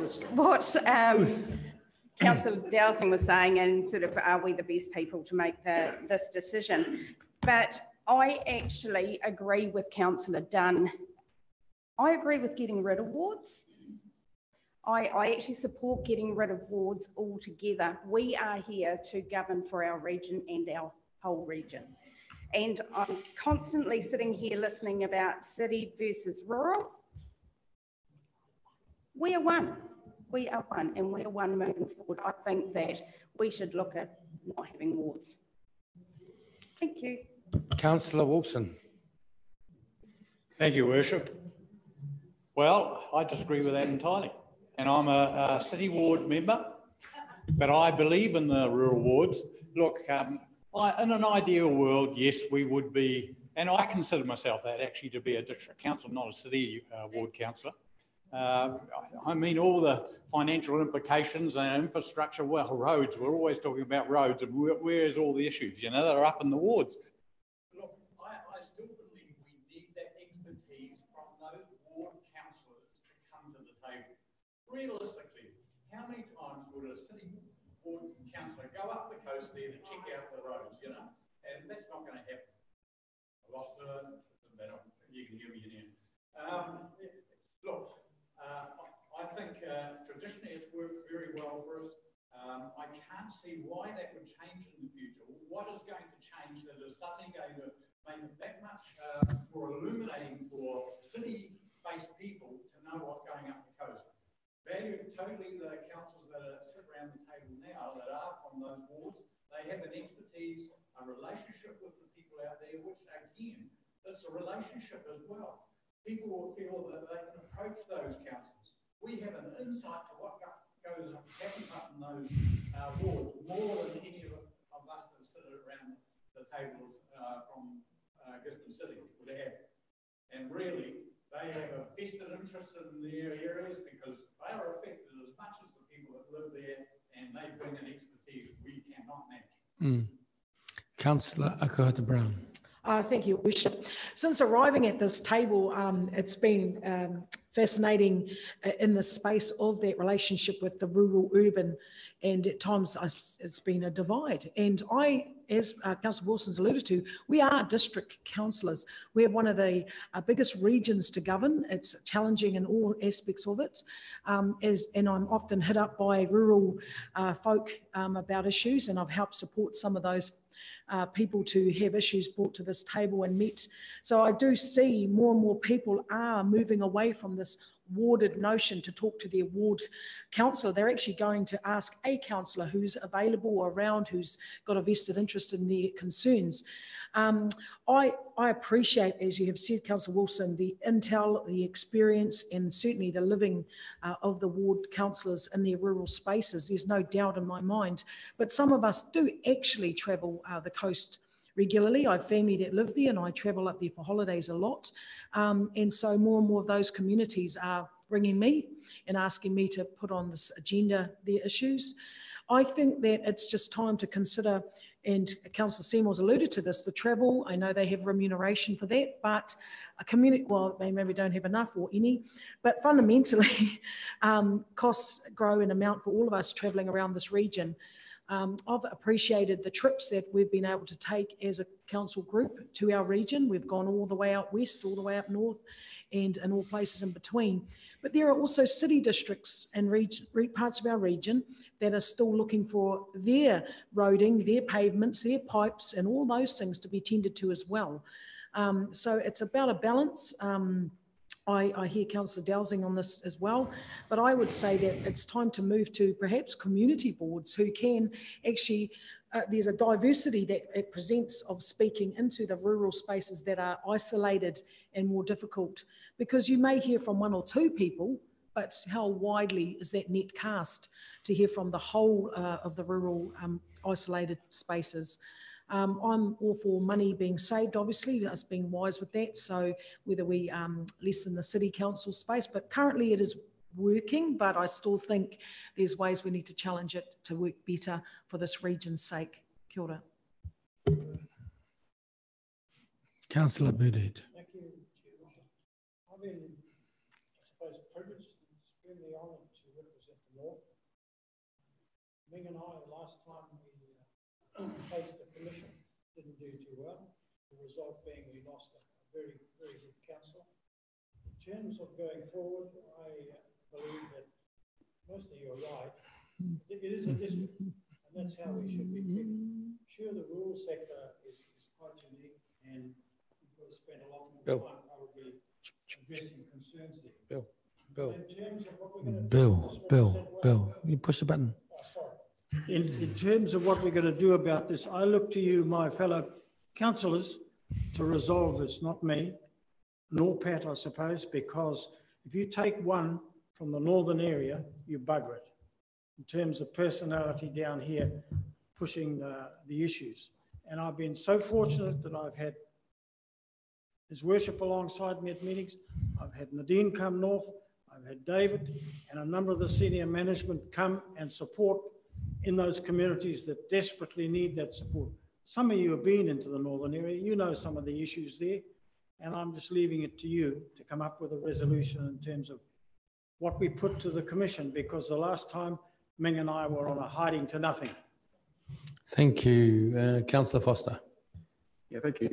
Look, I'd be supporting, if I had to vote on, I'd be supporting as is, the option one, like the representation that we have at the moment is great. It's been narrowed down already from 4 to 3. And we need... Yeah, with the amalgamation, that's right. And we're a unitary authority. We're the biggest unitary authority in the North Island. Our area is sparse and our community is sparse. So we need that representation. And I think the status quo is definitely, if I would be prepared to sit back and wait if LG, local government NZ, had some other criteria or weren't happy with the way we were going. I would just keep it going as it is now, unless they tell us otherwise, and then I would even challenge it. Councillor Stoltz. I just want to touch on what Councillor Badit earlier said. We took this road 3 years ago and we went to the government with a non-compliant option. And we did say to them, we have large rural areas and it's areas of special interest, but still they decided, no, we're going to cull them. So my only concern with going with option 1, which I feel there's a bit of support around the table, and we're going to discuss it in detail next week. I just want us to make sure we go to the Local Government Commission with a compliant option this time. Pat has come up with a few, I'm not sure, did you do your own sums? The one that you said earlier. I just want to urge us because we should learn. We went there, we had our reasons, Bill and Ming spoke to the Commission and still the Commission said, no, we've got certain rules, this is it. So let's not follow that path again. Let's make sure we do go to the Commission this time with a compliant option because there are rules for a reason and they stuck to it last time. Why would they bend it this time if we come with exactly the same redonation? But they didn't stick to it last time. What we've got now is what they put in place and it's non-compliant. They put it in place and it's non-compliant. Mm. See what I mean? It's still not compliant. Yeah, and they put it in place. Yeah. Councillor Wharehinga. Thank you, Your Worship. This is definitely a conversation we do need to have with local government New Zealand. The rules are there to make sure that we maintain our impartiality, right? We can't say on one hand, we want to make sure that this decision is impartial, but we want to also mess around with the rules. We do need to have a level of compliance. I absolutely do agree that we need our rural wards. We need the people that live in those communities to bring those perspectives from those rural communities to our table. How we manage that and moving forward in a compliant manner is kind of tasked up to staff to get together to bring us options that we're satisfied with. Thank you. So the, did you want to? No, I don't have much more to add, but I'm going to ask Councillor McLean. Thank you, Your Worship. Being a first year rural councillor, I mean, I don't look at myself as purely rural. I've attended to as many urban as I have rural. And I hear that it's not broken, so why try and fix it? I know there are rules, and rules and all sorts of things are there to be broken, but I challenge this compliance. It's working. Don't sit back and not do anything. I say go to them, bring them into the territory for a start and drive them around and say, now, we're all city. Now, I need you to go to Hicks Bay today to do whatever. I need you to do it. It won't happen. And I'm on 2 community committees, and I'll tell you what, they really respect your input. And they respect that if you say you will, you will. And you lose that, and we lose more credibility in our community. We don't want that. We're on a forward, upward, aren't we? Forward and upwards. So don't change it. Thank you. Kia ora, Nadine. Sorry. Yeah, Nadine. Through Your Worship. So yeah, entirely the reason why that a workshop needs to happen to kind of tease through some of these issues. And can I say it's actually awkward for both accounts to actually undertake a representation review when you're sitting at the table with your employers. But I must add, in terms of the options that are provided, the issue that we had around the 2013 review at that time was that the wards on the one where they settled, and that was the compliant option or near compliant option we called it at that time that staff put forward. And at that time, one of the wards was minus 12%. Now one of those wards is minus 21%. So to actually say we would accept this level of non-compliance is will not uphold in local by the Local Government Commission, I would expect.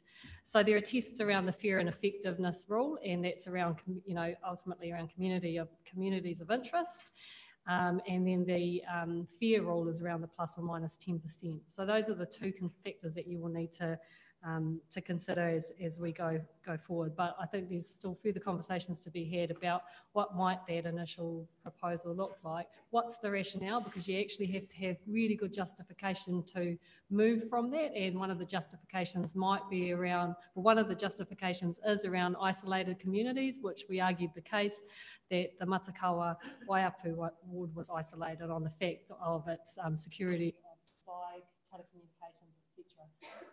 So those are so you can, if you're going to put forward a non-compliant model, then option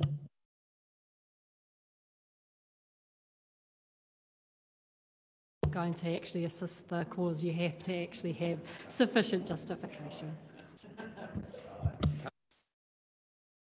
Councillor Cranston. Yeah, thanks for that, Nadine. And yeah, it is important to point out that these options are less compliant, because I remember when we went through this last time, Craig Ward said they will do what they will do.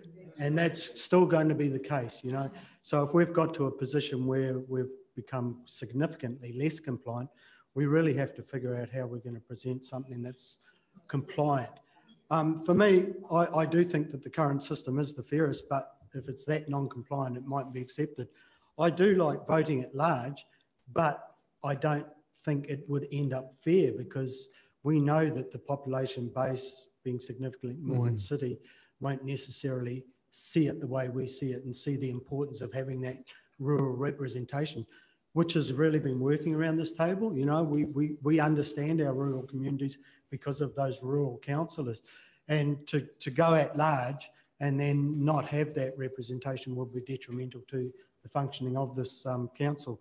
So I think we really need to put in the work at, is there a way we can do it at large, but somehow get rural councillors more guaranteed? And I know that's going to be difficult, and I'm not sure how to do it, but we do need rural representation, but we do need to put an option that is going to be seen as compliant. Otherwise, they will do what they will do, as Mr. Ball said.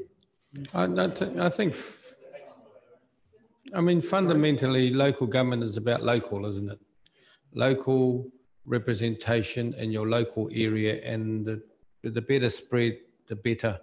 I mean, the hospital is sort of partially democracy, but it's not democracy, because you've got appointees that are appointed to represent a community, but they're not actually chosen by the community.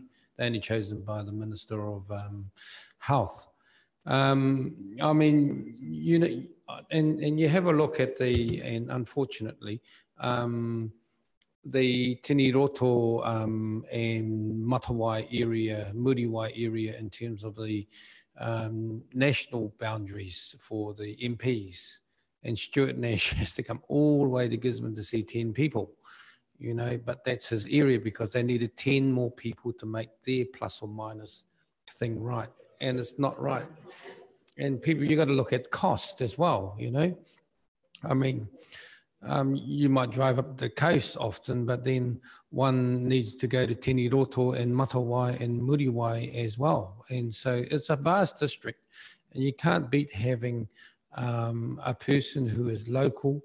And local rural people appreciate, well, actually all constituents appreciate face-to-face. And that relationship that we've actually formed with them, and you just pick up the phone and just have a chat, and you bring the matters to the various platforms of the council. But local is where it should be. Anyway, I would say you got to fight, because if you don't fight, then they'll just do what they like, and they may do as they like anyway. But at least you could say that you put up a good fight, because you are representing your community to do that. Anyway, all in favour? All right, contrary, carried. Treaty settlements, 304, needing some more money for the local government treaty settlements arrangement, $50,000 or something. It's for noting. I'm, you know, with the LLB, it's not till we actually decide on what the work plan is to actually know what the cost is going to be, because I think we said that we will share the cost of administration and cost of governance and the cost of hosting.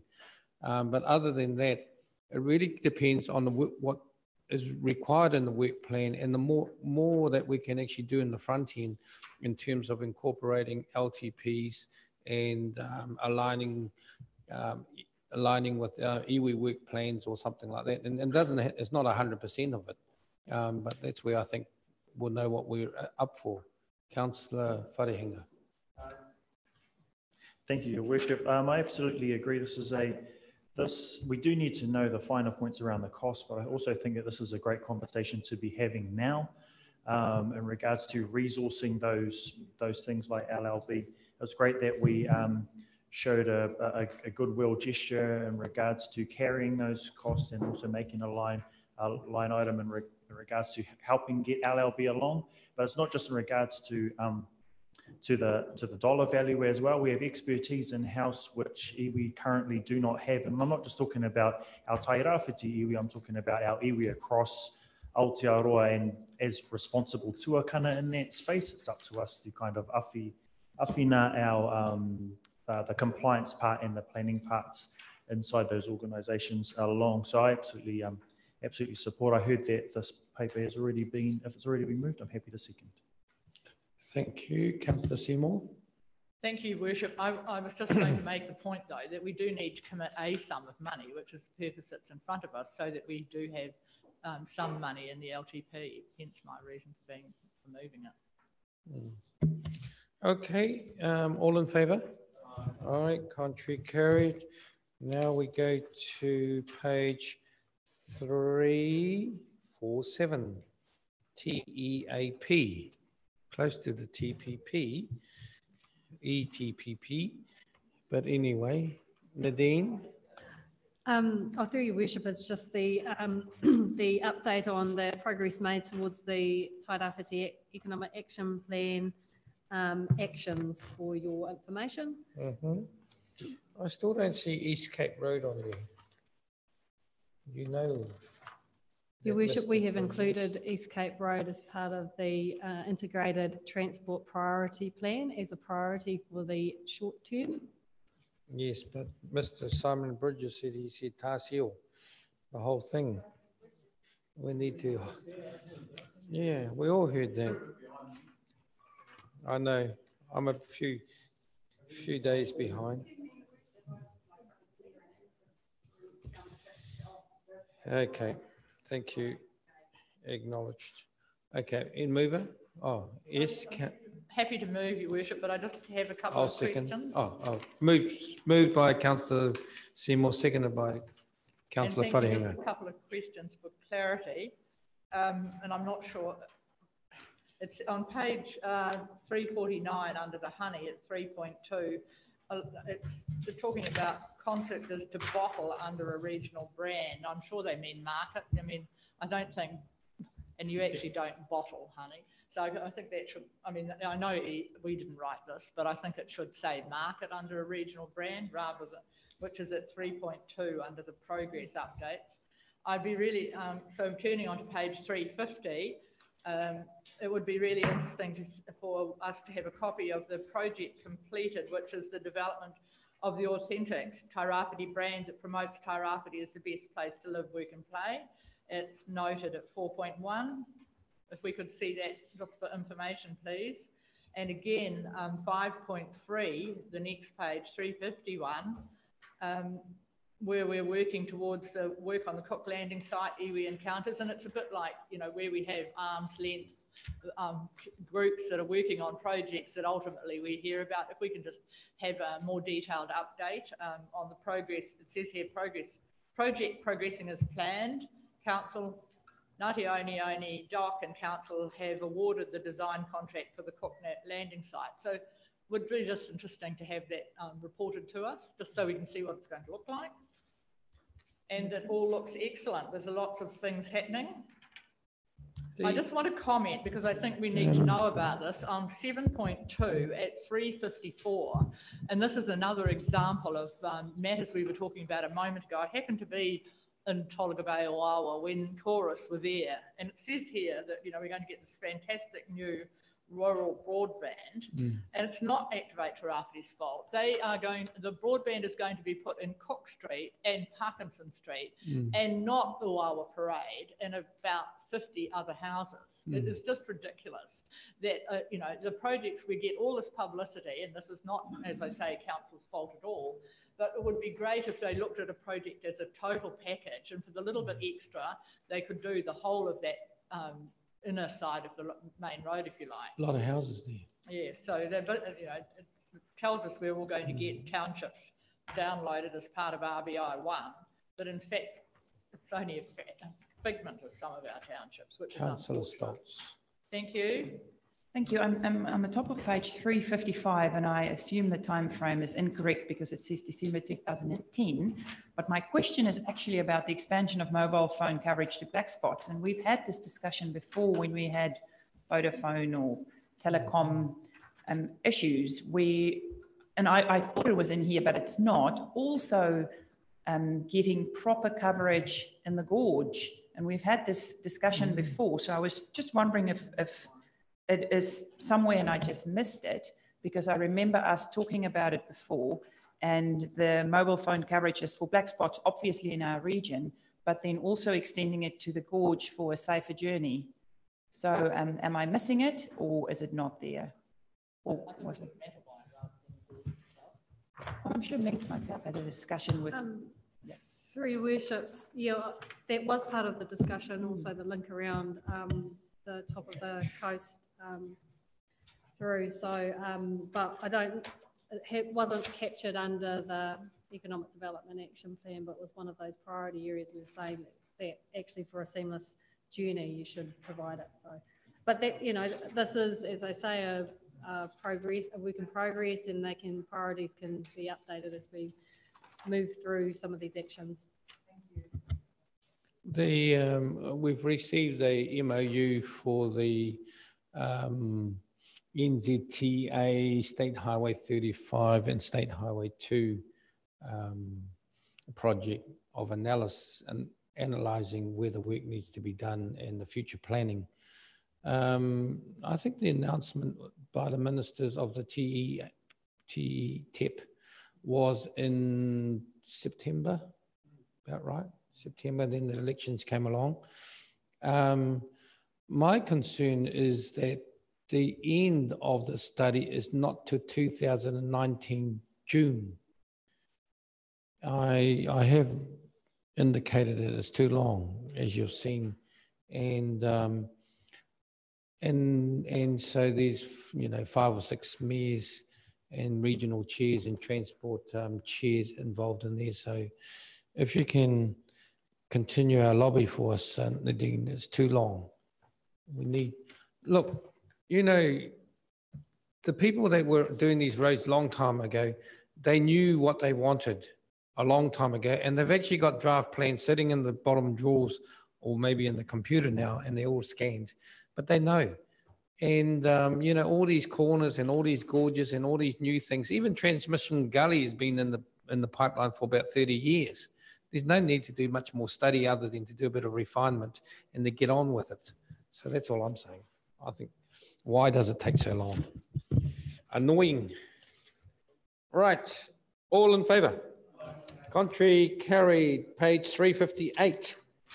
Regional Priorities Meeting for Central Government. It doesn't say much in terms of what we're going to say. It just goes rah, rah, rah. Through your worship, we've been I haven't seen it. Actively working on a document that fleshes, so essentially what it is, and please ignore the rogue appendix that's been attached to the report. It wasn't supposed to be there. So what we've done is we've pulled together the Tairāwhiti Economic Development Action Plan, Manaaki Tairāwhiti's priorities, and the council's priorities into one kind of overarching letter. And the approach is to be an informative piece around what the priorities are across the areas and identifying some of the key opportunities that are within them. So one of the things we have identified bringing the groups together is that there is a common thread around housing, a common thread around training and development and that employment pathway into processing plants like wet, if they're going to be putting, you know, big investments into there. And there's also our core infrastructure needs that as a region we're struggling to address. So the letter is overarching of all the things that are currently happening. There's nothing new in there apart from those threads that need to stitch up to provide a kind of integrated approach to regional development. So the letter is still currently being drafted, which we will circulate once completed. Your Worship, can I just speak Councillor to this? Bidin, Councillor Bidin. Thank you, Your Worship. Nadine, that's good, but who's actually driving this? So the initiation of that came with a conversation with Minister Whaitiri around introducing the region to the new government, basically seizing the opportunity of the day and pulling together, having discussions because a lot of chief executives sit on the same groups. We thought that they have merit and spoke with some of the governance representatives who were also keen to get around. So we have governance reps, so His Worship Mayor, Deputy Mayor, the chairs from the Runanga, the ECT is involved, so governance arms from across the region to actually go to Wellington and present. Because when you extrapolate it out through Your Worship, each organisation has its own priorities. And really the mover in all this is council, because anything council does is economic development. No, but this is across a number of ministers. I understand perfectly. That's why Health, I asked education. the question as to who was actually driving this. We all are. I'll drive the council stuff. Someone else will drive Manaki Te Rāwhiti, and someone else will drive TEAP. And some of that is a crossover, but that's okay. Councillor Seymour. Thank you, Your Worship. I was just going to say exactly something like that because, I mean, these are thriving communities, strong and resilient communities in a connected and sustainable region are absolutely fine, but the ministers actually need a bit more substance in that, or otherwise I'll say thank you very much, that is really interesting, and we'll in the next bunch of another local government or interest group or someone else that needs Crown funding. I mean, it's absolutely the way the world works. So we actually need all of those things that have just been alluded to, housing, training and development.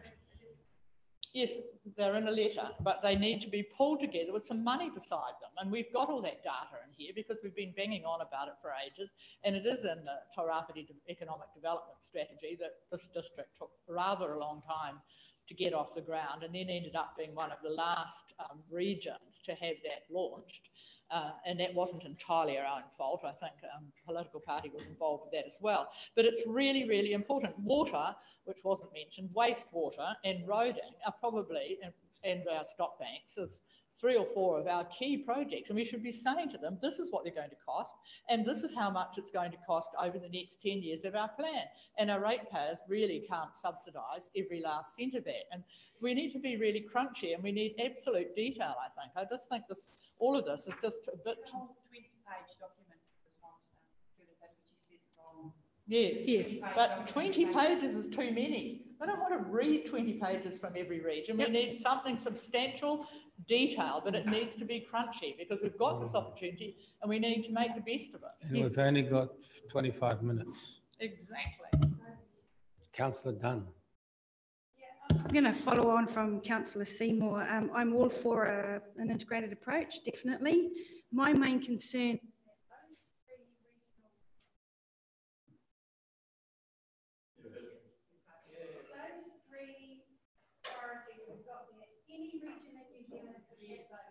so generic and high level, they're meaningless for us. They need something more crunchy. And at the end of the day, our council comes first. Without us providing the greatest building blocks for economic development, being it roads, water, wastewater, none of the other entities in the region can do what they need to do. And so yeah, we've got to, without us doing the things we need to do first, no other entity in this town can thrive. So we've kind of got to get these things stacked up in the right order so that we go there with some really clear priorities. And I hope that this 20-page document has got that. We just haven't seen it. Councillor Dowsing. Thank you. I just want to carry on from Councillor Dunn there. And I think what she said is our council comes first. And that's a common theme in all of our marketing for our region. And if we're talking about a 25-minute pitch with and this is the kind of information that we've got that has to come across, we need to take it seriously as a marketing presentation. That is the only format that you will be able to express this level of information in a compelling way. It needs to be crunchy to the point, as Councillor Seymour was saying, but it needs to be in a format that is also digestible. And I really like that comment. Our council comes first, because that's what that's what we need to convey. Thank you. Councillor Finn. Thank you, Your Worship. I think most of it's been said. Thank you. But I haven't finished. Integrated approach, collaborative approach, awesome, fantastic. We're no longer working in silos for our community. I understand what Councillor Dunn, Councillor Dowsing is saying. It's not written here in the report, but my understanding is that everything is covered in that document. But we can find it if we would like to research it prior. But, I just think good luck and go hard for us. Yeah, I mean, don't panic yet, because there's still tomorrow, and who knows what's going to happen tomorrow. Councillor Wilson. Yes, Your Worship. I would like to further that marketing idea. In the end, we don't just want to go to them and say, look, we need money for this, that, and the next thing. We want to go and say, this is what we aspire to, and these are the investments we need to get there. We want you to come with us and sell ourselves. It's not just going with your hand out, it's going to sell our region and show that their investment into what you're suggesting is going to make a huge difference to this region, and we're going to move forward. Because that is the way that ministers want to hear it. They want to see that their money's going to buy something. It's not just sort of filling in the gap all the time. So I hope that the presentation is around that, really selling our region. And that's what Meka Whaitiri has suggested. I'm not quite sure whether I'm a good salesman. Oh, thank you very much. I knew I was. Councillor Akada-Brown. I think the key, and as we've all noted, we are a city of firsts, and we're proud of this place. We live here and we love it. And it's an opportunity to showcase all the greatness of this region, but we have significant challenges. The provincial New Zealand has finally, is stepping up and saying to central government, we're not all Aucklanders, Wellingtonians or Christchurch folk. We do live out of those spaces. I see in this region some great initiative and innovation happening. We've got this wonderful group of people working on hemp. So we're not just doing honey up the coast. We're doing hemp, honey. Cannabis. They call it cannabis now because you've got to.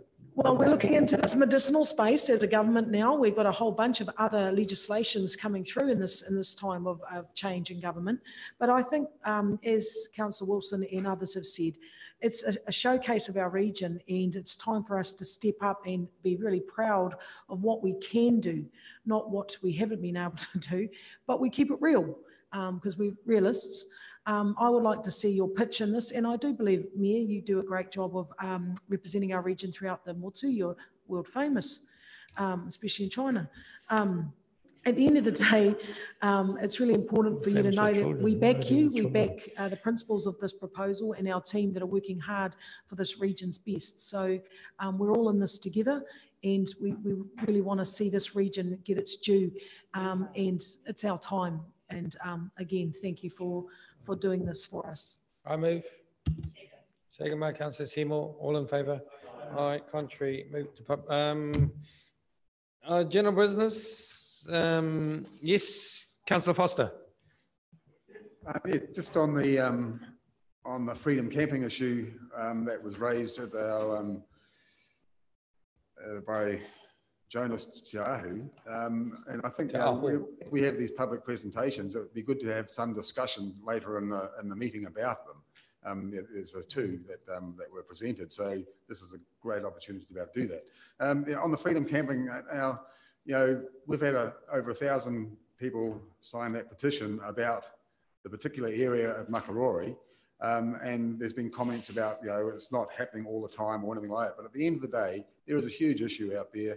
People are not happy that their piece of space has been invaded and their normal way of life, going for a surf each day, is being intruded on by other people coming in.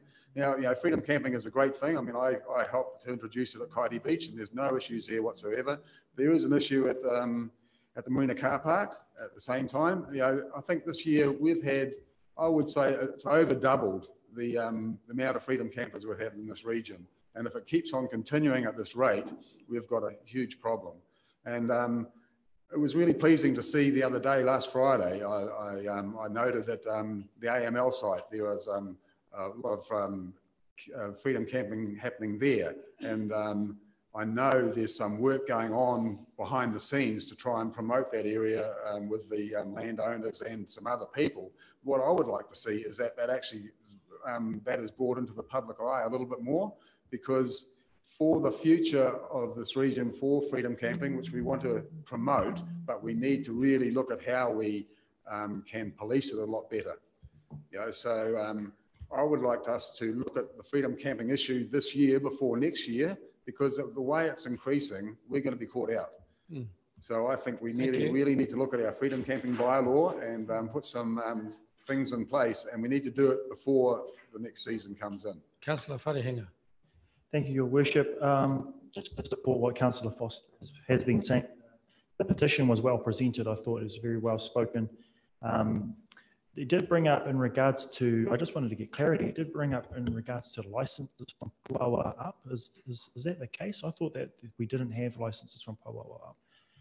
Yeah, so that maybe that was just an inaccuracy in regards to his portal. However, like I did want to bring up that in Queenstown, they have actually moved forward and banned certain places from freedom camping, which were kind of a real, I guess, friction kind of oriented places. So there were some parts which were really pristine places where they completely banned freedom camping. I mean, it's not, so there's already a precedence in regards to kind of taking that stronger step. I was reading that in the paper. So like there are things that we can do, I think, but as long as we do them sensibly, it's about that. Thank you. Andy, Andy, yes. Yeah, thanks. If a petition comes in here, I remember Councillor Davidson saying you've got to have a short, succinct sentence up the top, and the undersigned are agreeing to that short sentence. I don't think the petition was done right because it had a lot of emotional wording in the document itself. I mean, it spoke of rubbish, Tampax lying around and things like that, which of course people on Facebook that haven't, and a lot of them are out of town people that haven't visited the site, will be emotional about it and will sign underneath, oh, well, we don't want that sort of thing. As soon as that hit Facebook, I did take on monitoring of the site. I've been going there 2 times at least, sometimes 3 times a day, and I've got it all on Excel here. I'm recording the number of campers, the number of parks, the condition of the toilet, the condition of the beach, and any issues that are coming up. Now, the things like rubbish, Tampax, verbal abuse and that, I don't agree with. I speak to people there. There's an English woman out there that was there a couple of days ago, and she's an environmental scientist, and what she does up in the Mount is organised beach cleans at that. So to tag her as a freedom camper with someone that's rubbishing, leaving Tampax, verbally abusing and that is totally unfair on the freedom campers. We've got to look at this with the reality of what is happening there.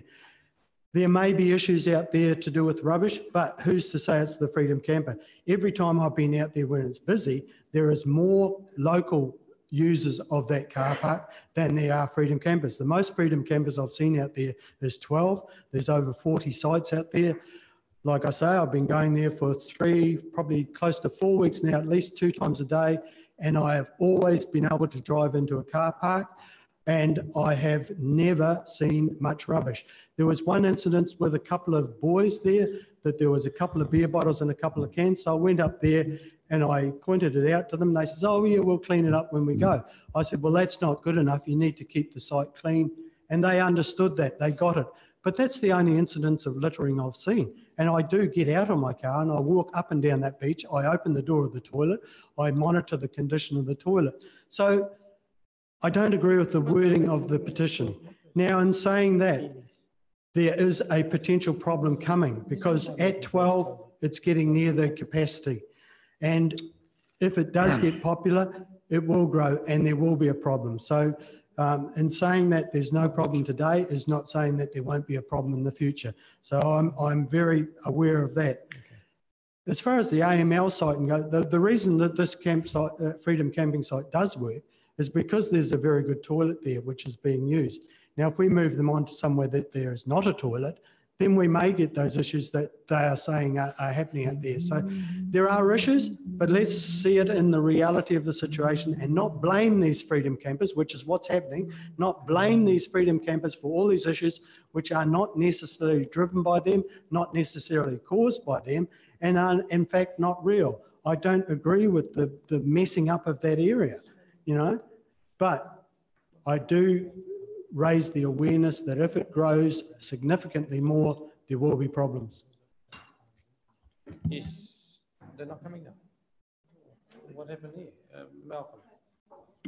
Thank you, Worship. It would be remiss of me if I didn't bring up and support the presentation we had this morning, re the Endeavour replicas. What they failed to say to us this morning, there was a Gisborne Herald survey done last week, and if you added up the people that wanted the Endeavour replicas, one and with a walker, the combined percentage was 93% that wanted in some form those replicas to be reinstated. I think we've also heard from probably one of the best boat builders in the country. He's prepared to put his effort and inspirational expertise into it and using our EIT.